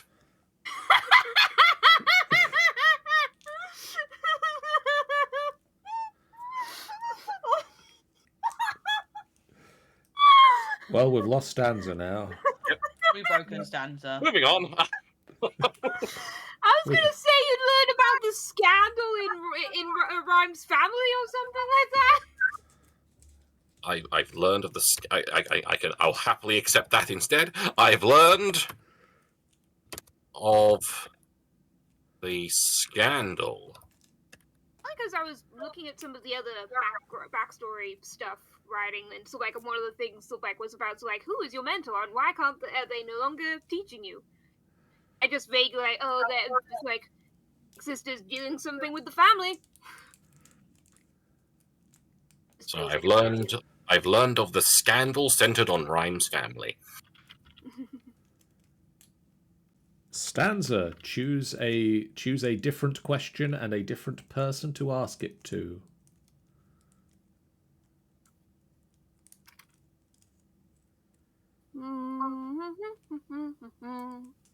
Okay. I'm gonna roll for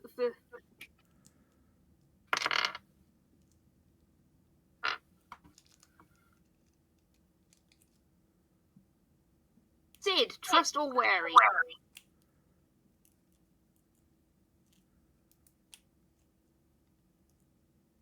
Hang on, I'll flip a coin for trust or weary. Wary. Yeah, that was what I was trying to ask. Oh, right. Okay. I don't have a coin, but I've got a D4. So 1 and 2 is trust. 3 and 4 is wary. 1. So that was trust. Okay. Why do you trust me so deeply? It's Ryan, isn't it? Yeah.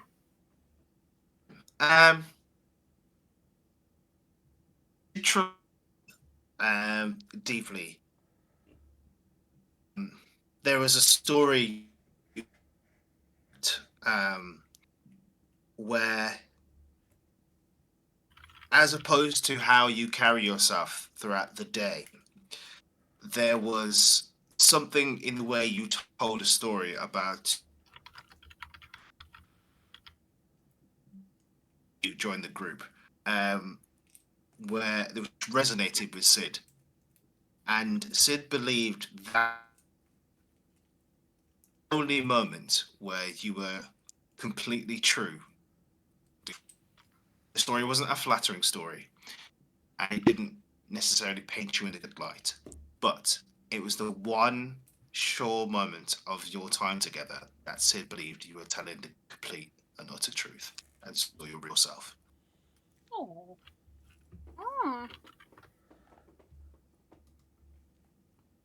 There we go. And finally, Sid, choose a different question and a different character. Barnaby. What? How did I save your life the first time we met?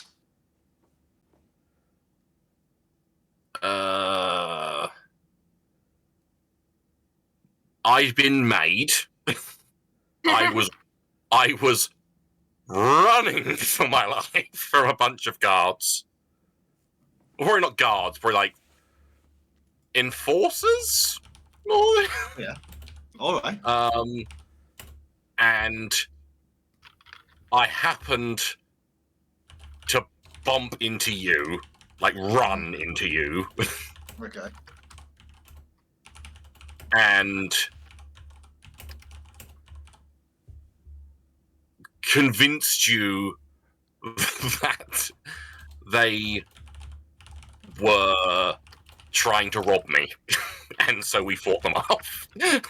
And you saved my life by helping me. Right. Got it.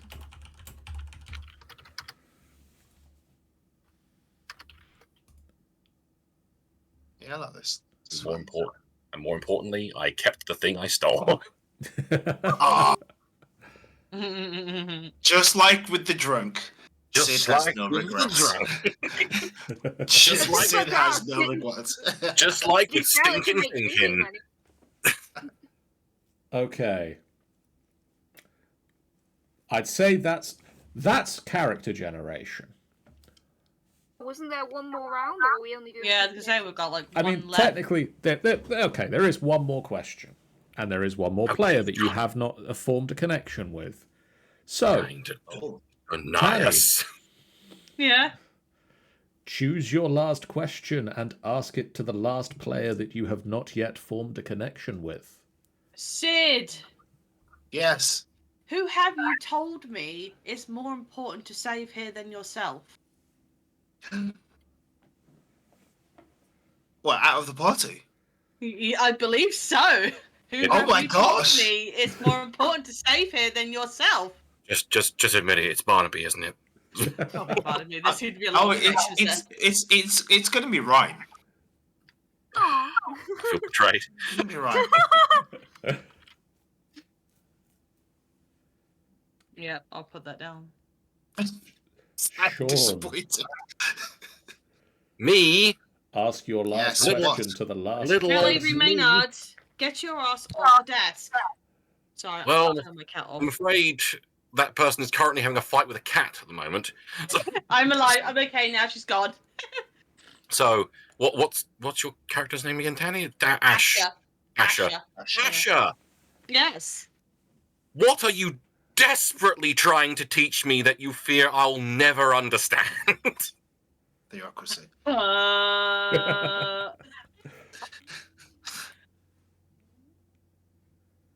But like, Asher would have a lot of things to say to Barnaby. But what of those many things are you desperately trying to teach me that you fear I'll never understand? Why do you steal all the time? Ah, Why it's are you good. fussy? You're trying to teach him not to be a kleptomaniac? Stop being a kleptomaniac. Why do you do that? Why do you always pick that up? Can you stop stealing? Right, so I've written in all caps, why do you steal all the time? Stop being a klepto. I feel like Barnaby and Asher are gonna have some fun. Mm-hmm. Stanza, ask your last question to the last player you have not formed a connection with. Asher, what did I do that makes you wary of me? Romantic. Sense of the theme. Yeah, but You're a little bit. romance. Your ice pals tend to tick me off. No, actually, a better one is because fairies are they small in the thing, or are they actually like Yes. medium sized? Like, you're small, and I worry about smacking you. Oh. That's why I'm wary, because you're there and you're tiny. I must just be careful and stay away from me. You don't want to get smacked by my shield or my I mean, they're not. To be fair, they're not tiny. They are smaller than they are small in size. Still. And Daryl, Sid, choose your last question and the last player you have not connected with. I think it's Rhyme. And what lie have you told me about yourself that I absolutely believe? Bearing in mind you told me something that I believe to be the truth earlier. Yeah, And I I was going to say that it would be just typical if it's the story that made you trust them. Right. Maybe it's a bit of the story, because the story is a bit of truth and a bit of lie in it. Oh, okay. A little bit way, a little bit shh. Oh.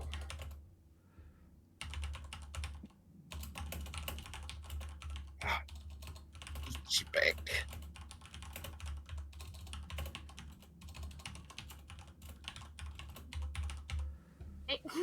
Did I downplay how bad it was in Riverton when I had to leave? Oh. Oh, okay. The Okay. backstory question was so like, what made your community wary of you? So kind of threading this into that. Okay. Yeah.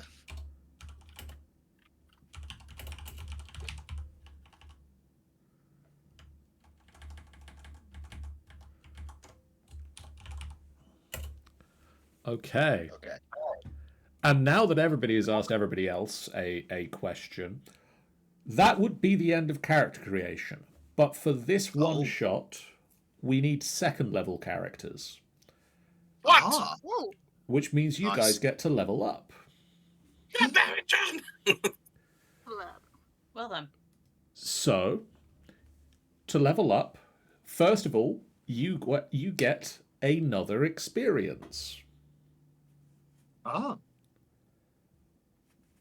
I assume on Demiplane, it's just in the getting started, we go to 2 instead In getting of 1? started, go to 2, and then the level up will appear under level up.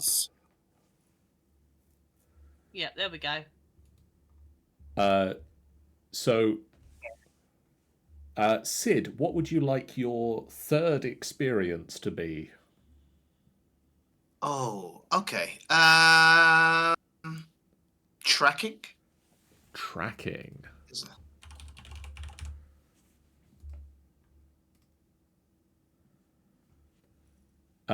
Tanny. Ooh. Because we've got... What did I pick again?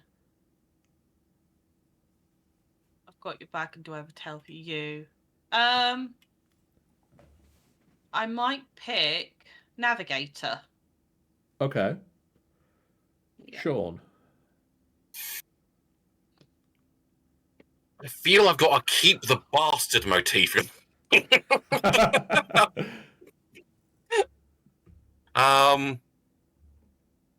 feel he's not just a steely bastard. He's not just a sneaky bastard.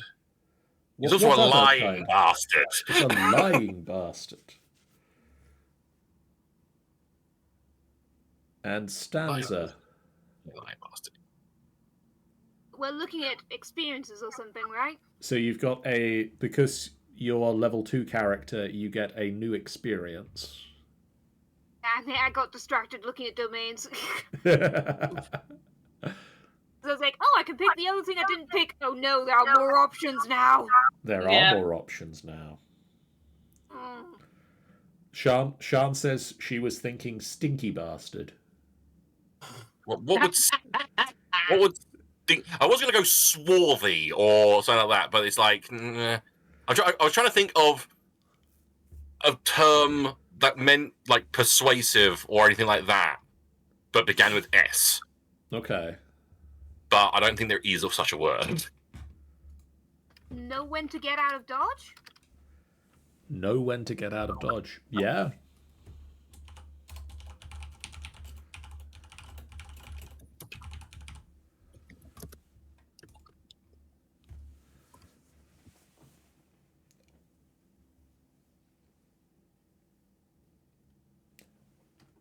So looking at the 2 characters I have in front of me for leveling up, it looks like your damage thresholds go up by 2. That will automatically be added to the character sheets. Mm-hmm. Likewise, your damage proficiency or your proficiency goes up by 1.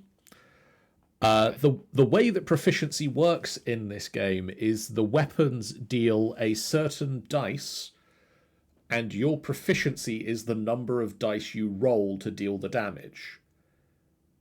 So because your damage proficiency has gone up by 1, that means any of your weapons that dealt, I think, for instance, the D10 that the battle axe deals, you now roll 2d10.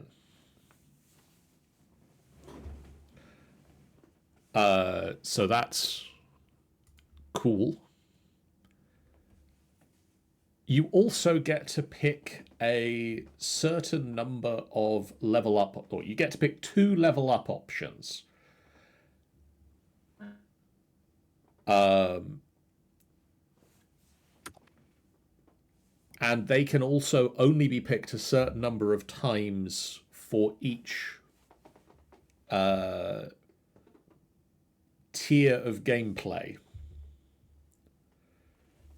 So you can add a HP slot, add a stress slot, add an armor slot, increase 2 of your experiences by 1, increase your evasion, increase your major threshold. You could choose another domain card, or you could increase your stats, your character traits. You get to pick 2 of those to do.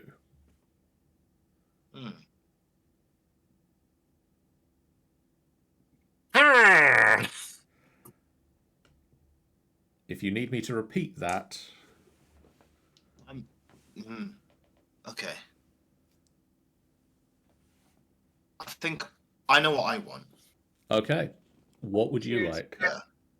I would like to add 1 armor slot. Add an armor slot.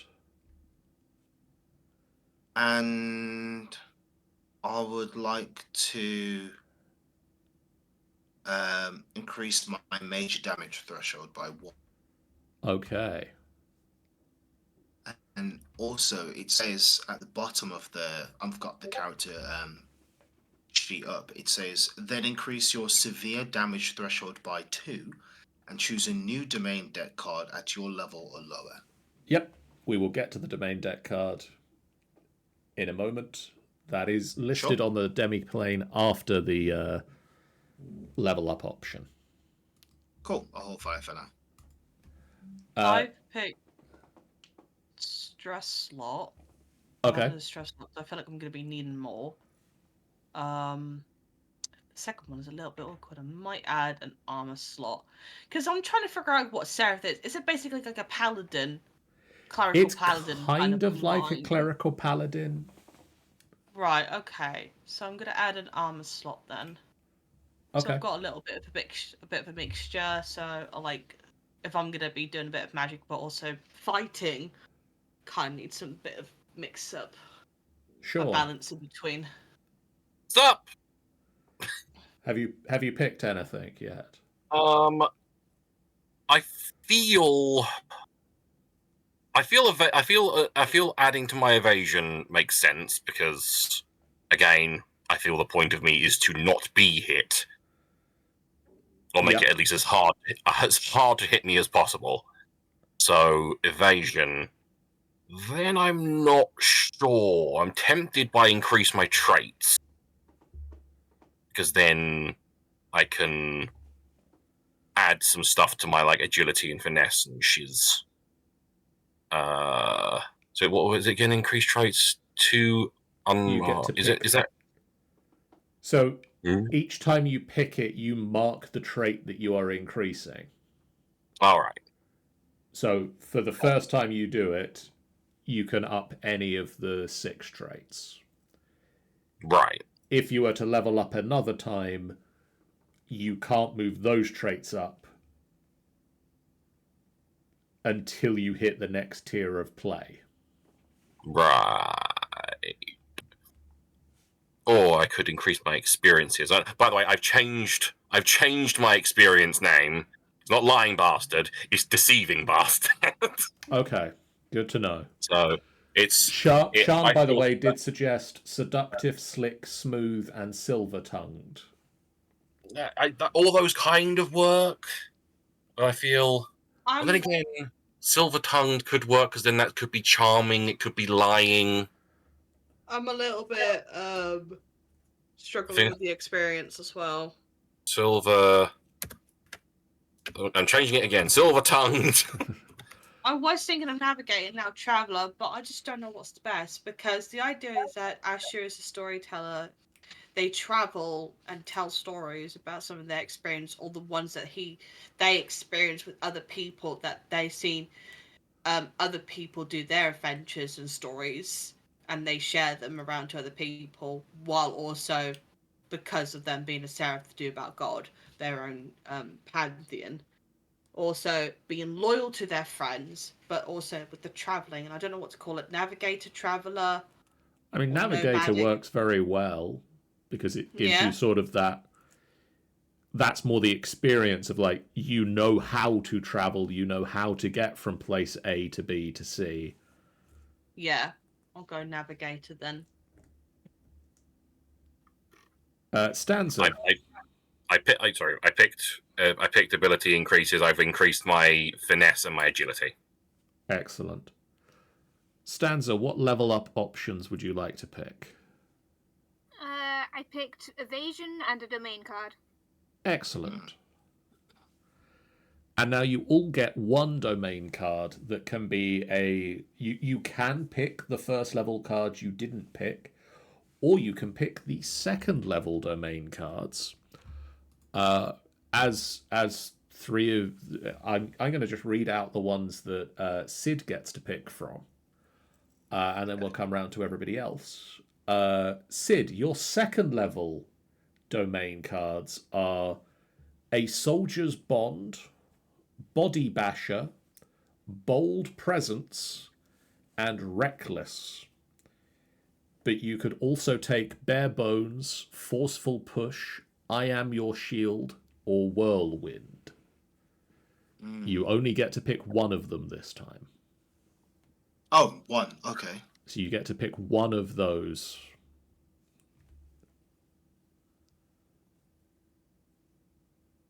I think I'll choose reckless. Reckless. So for the sake of everybody to know, reckless, you may always mark a stress to take advantage on an attack roll against a target.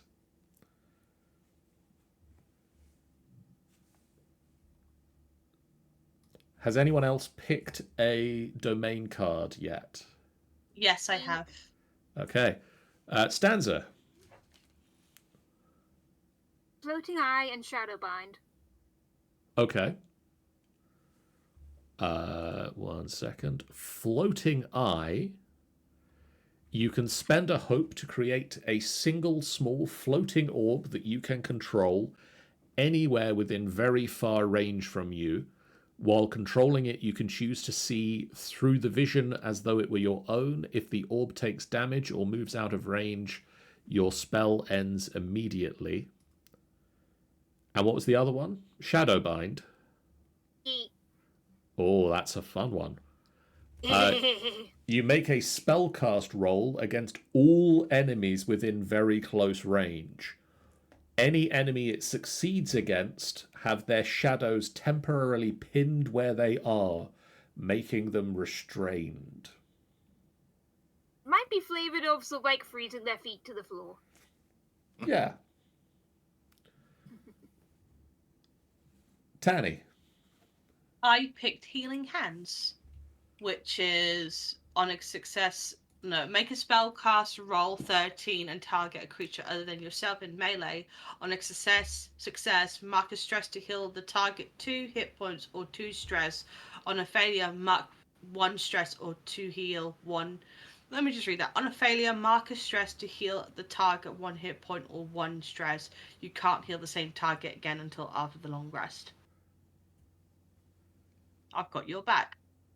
Sean. Hi. Have you picked a domain card, or are you close? Have you picked between any of them? I'm toying between all the new ones. I've got Midnight Spirit that lets me summon a humanoid-sized spirit to help carry and move things. Did you say carrion? Carry or move things. I thought you said carrion. I was like, dude, I think you got the wrong character. But I can also send it to make an attack on an enemy if I want to. Okay.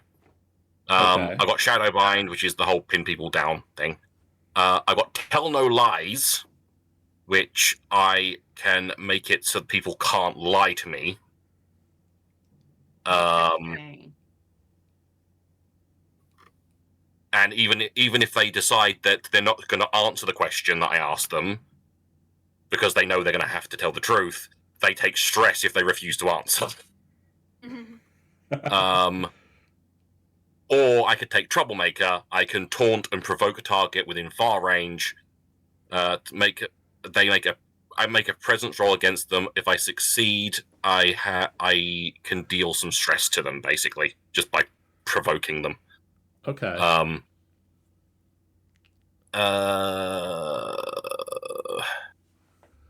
I feel it's either Tell No Lies or Troublemaker. Eeny, meeny, miny, mo. I can't do eeny, meeny, miny, mo because I know which one will land on. Sorry, how many options did you have? 2. All right, I'm going to roll a d6. Odds, it's the top one. Evens, it's the bottom one. Right. It is I rolled a 3 on the dice, so it is the whichever one I said it was for the odds one. Odds was the topmost one, wasn't it? I believe so. Wasn't it? Yeah. So, Tell No Lies. People can't tell porkies to me. Which is convenient, because I can tell all the porkies to them. Yes, because you're other... I don't remember what we landed on yet, but... Silver-tongued bastard. Silver-tongued bastard. Meanwhile, I will steal a pork pie. And then I shall steal that pork pie from you. Yeah, I do not have any thieving specialties. I do. Okay. That is character generation completed. Yay! Are you sure? Fairly certain. There are some background questions that you can spend some time to fill in that set up what your character is like. And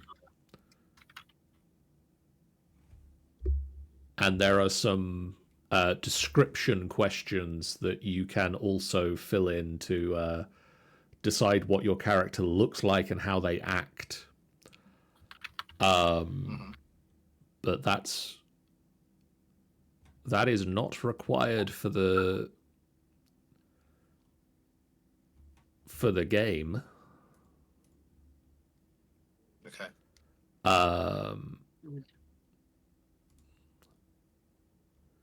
Oh yes, I like that the gold is measured in handfuls, bags, and then chests. So if you've got more than a handful of gold, you've got a bag of gold, and if you've got more than a bag of gold, you've got a chest full of gold. It's very, very Blades in the Dark. Yeah, it is in that way. Which is good in a way, because it's like you don't have to micromanage every penny. It's just like you got some. You've got an amount. As long as you've got a handful of gold, you can probably afford a drink at the tavern. You don't have to scrimp and scrape and I've got 2 silver. Is that enough? Does anyone have any questions about how things work that we haven't already answered? I know Stanza asked one about attacking with a ranged weapon in closer range than the weapon lists.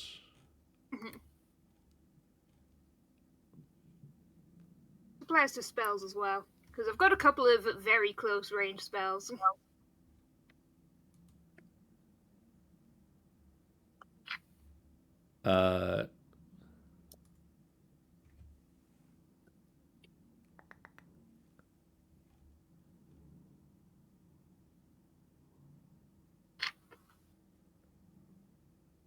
So looking at it, when using a weapon, spell, ability, or item that states a range, this refers to the maximum range that that item, spell, or weapon can be used at.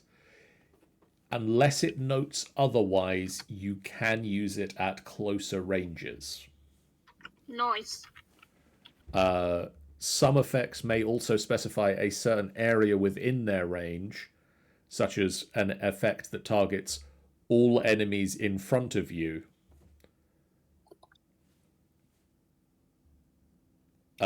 Some effects may also allow you to move the target from one range to another, such as an effect that lets you push a target out of melee range. So that would push them from melee to very close range. So yeah, as long as it doesn't say it can't be used at melee range, you can attack with it at anything less than the range that it states. Any other questions? When do we start? In about 2 weeks' time. We already have. I mean, also that, yes. Check Did the your characters have calendar. tails? It's up to you, I think. I believe in the artwork they are shown to have tails, yes. Sweet. If I'm correct, the As artwork we, shows various types of tails. It does indeed. Where? What artworks? I need to know. There was a lot of artworks. The concept art that is currently in the book shows sort of various lizard-like tails, from chonky fat tails to thin tails to wispy tails To no tails. to no tails. And I believe even that there is a section of the book that talks about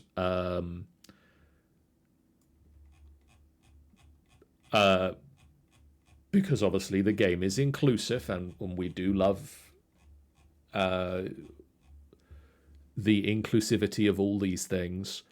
There is a section of the book that discusses playing a character with disabilities and assistive equipment. And the artwork that they have in that area shows things like ribbits with the artificial leg, very much like the running legs that you see at the Paralympics, like that. Oh, That awesome. curved leg.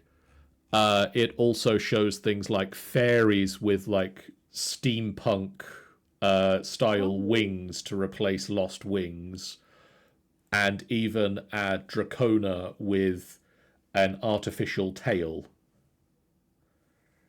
to sort of show that, you know, Dracona can, in times of need, if they lose the tail, they can replace it with an artificial tail. Although the section under playing physically disabled characters just mentions combat wheelchair coming soon. Awesome. So that's something else to look forward to. Indeed. Anything else?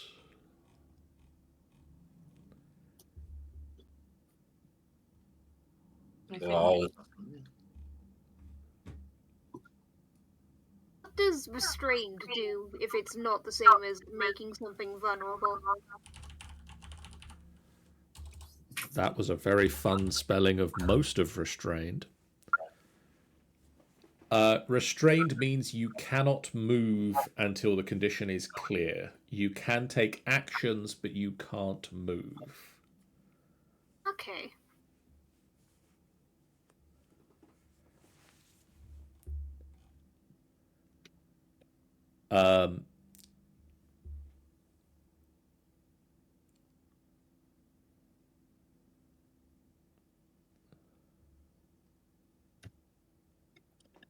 When an effect imposes a condition, it might state a specific trigger that will clear it.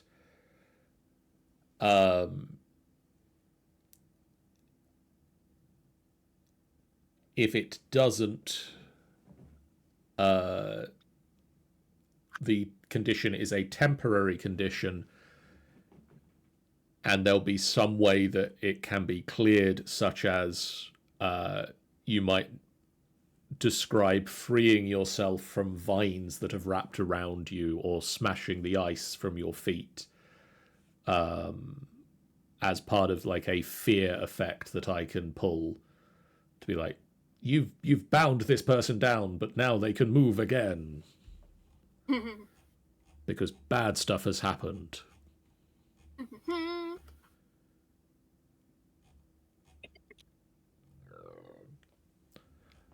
Okay, I will quickly, because we got a few minutes, and I'll quickly go over the rules for the downtime effects, and also, not that I think it's going to come up, but because I want to share with you guys and the peoples at home the death rules, because I think that the way that death works in this game is very interesting. There are two types of rest, much as there is in D&D. Yes. On a short rest, which is about an hour, you get to take 2 actions. You can tend to your wounds, where you patch yourself up and you heal yourself 1d4 hit points. You may also do this to an ally.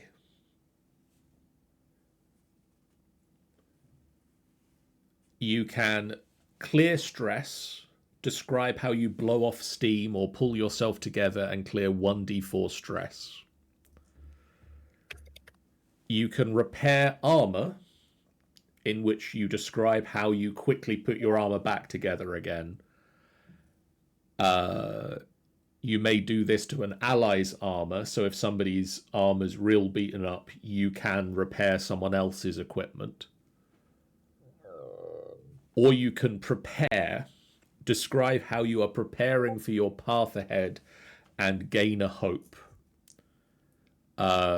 If you choose to prepare with 1 or more members of the party, you each gain 2 hope. On a long rest, you make camp, you eat dinner, you sleep for the night. You get to choose 2 of the moves or choose the same move twice. You can tend to all of your wounds, patch yourself up and remove any hit point, like heal any number of hit points. Clear all of your stress, repair all of your armor. You can prepare for the day ahead, in which case you gain a hope. Or you can work on a project.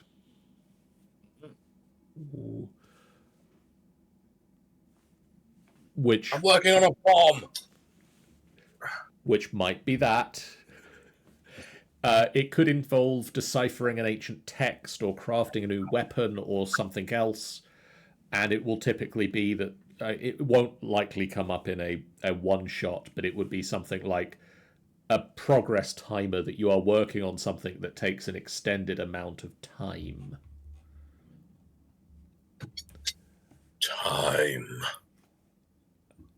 And conveniently located next to downtime is death. Because sometimes after downtime, you just want to die. Facing death is an important part of being an adventurer, and having a character die can be an exciting end to a story. When you mark your last hit point, you get to pick a death move. There are 3 death moves. Oh. Option 1 is Blaze of Glory. Yes. Oh yeah. You embrace death and go out in a blaze of glory. When you mark your last hit point, you can choose to go out in a blaze of glory. Your character automatically dies. There is no death saves. There is no nothing else. You embrace death. But you get to make one last action before you die that is automatically a critical success. Let's go. So you get to make one final move that is a death, that is your, like, I stab at thee before I die, and then you die. You can choose to avoid death. Again, you make no death saves. The death saves, and for a start, death saves aren't a thing in this system, so, you know. You can choose to avoid death. You roll your hope dice. If the value is equal to or less than your level, you gain a scar. You drop unconscious for the rest of the current events, and you return to consciousness whenever someone either heals you or when your party finish their next long rest. You drop unconscious, but you aren't dying. You will come back. You might be scarred from this serious thing that has occurred, but you are not at risk of dying. Or you can risk it all.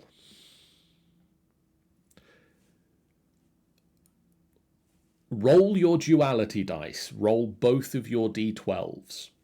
If your hope is higher, you stay on your feet.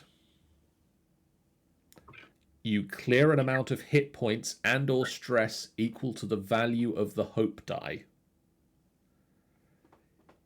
If your fear dice is higher, you die.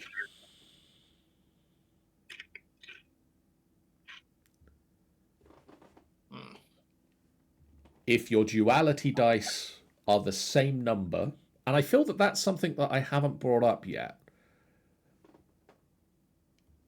you don't roll a critical success by rolling 12s on your duality dice. Okay. A critical success is you roll the same number on both dice. Oh, That can include 12s, right? That can include 12s, but that can include 1s. 3s. If you roll a double 1, that is a critical success. Awesome. If you roll a critical success, you succeed at whatever you're doing. You gain a hope, and you clear a stress. And if you roll a critical success on the risk it all dice, you stay on your feet and fully heal yourself. Ooh. Nice. But if you roll that dice and you roll it with fear, your character's dead. Okay. So cool. That one's the risk it option. I enjoy the fact that they've given you that choice of, I like this character, I'm not losing them. Or, you know, I'm going to give it a shot. Or let's do something big. Yeah, Blaze of Glory. Yeah. The scars that it mentions are basically you lose a hope slot. Ooh. If at any point your character has lost all of their hope slots, they say goodbye to the party and retire off to do whatever it is they decide to do when they stop being an adventurer. How do we get them back? Well, how do you get hope slots back? You don't. The fuck? How many do I have? You get 6. As I say, this is only if you die. Oh. If you using hope, you should be doing, and you should be doing it a lot, and you'll gain it and you'll lose it. It'll come and go. This is if you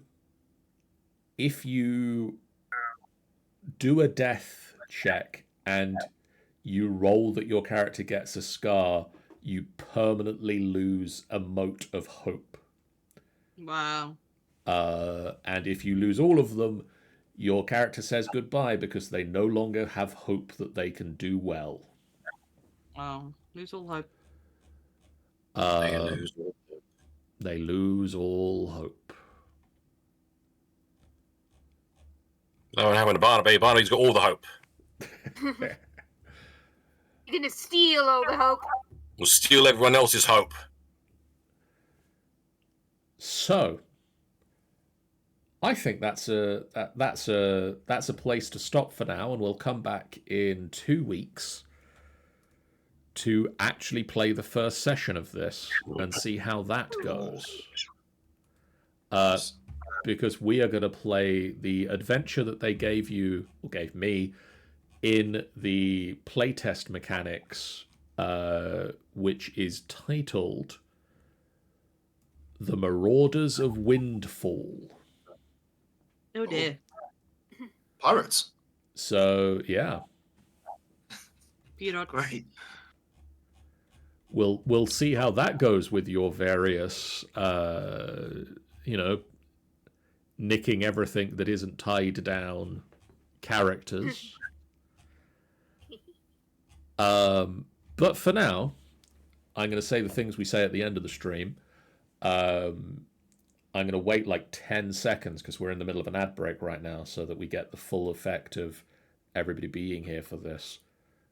This is me stretching for time a little bit to say thank you guys for being here. If you haven't done so already, please do follow the channel. It's a great way for you guys to know when we go live, a completely free way that you can support us. It really does mean a lot to us. It would also mean a lot to us this time if you head over to No Small Roles. They're awesome people. We've sat next to them. I sat next to them at Dragon Meet in December, where they got very shocked at how quickly we picked up on the patter that they do at the table, where they talked about the fact that they've been going for 4 years. They started as a group of actors who started playing D&D around COVID times because suddenly there was not so much of a call for actors to be on stage for some reason. Crazy how that happened, and everybody accepted it as a thing. But they've been going, I think, 96 odd episodes at this point, something in that region. 93 came out the other day.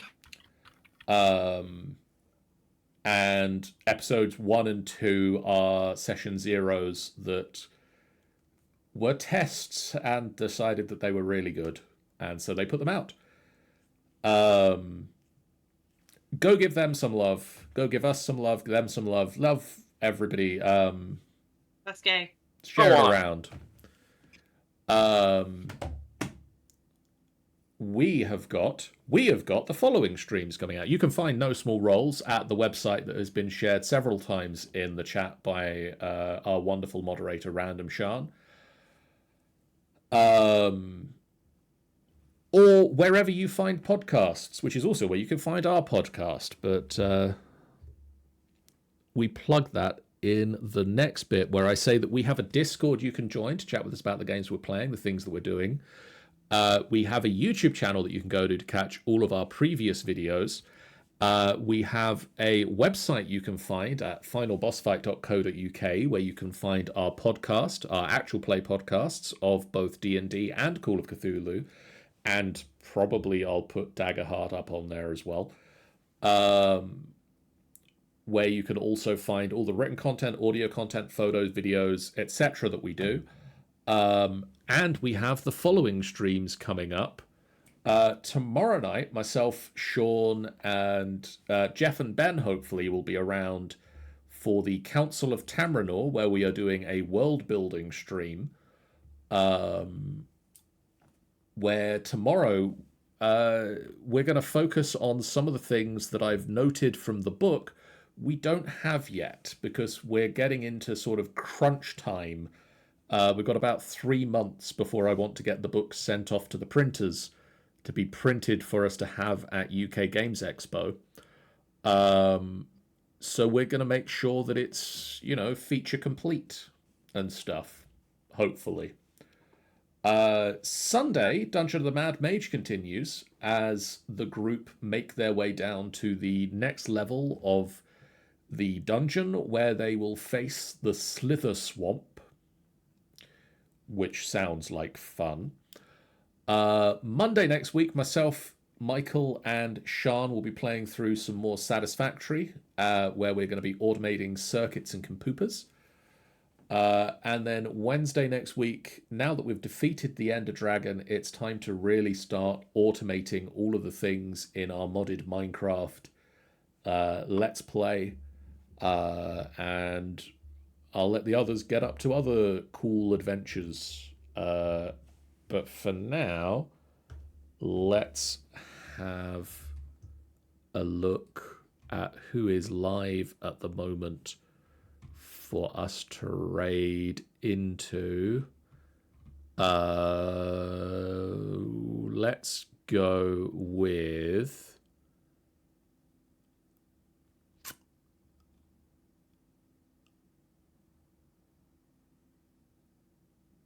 Let's go with Zombie Workshop, who is playing the Trash Horror Collection. Go give Zombie some love. We'll see you guys again real soon. For now, so long, guys. Bye. Toodles! Bye. Ugh.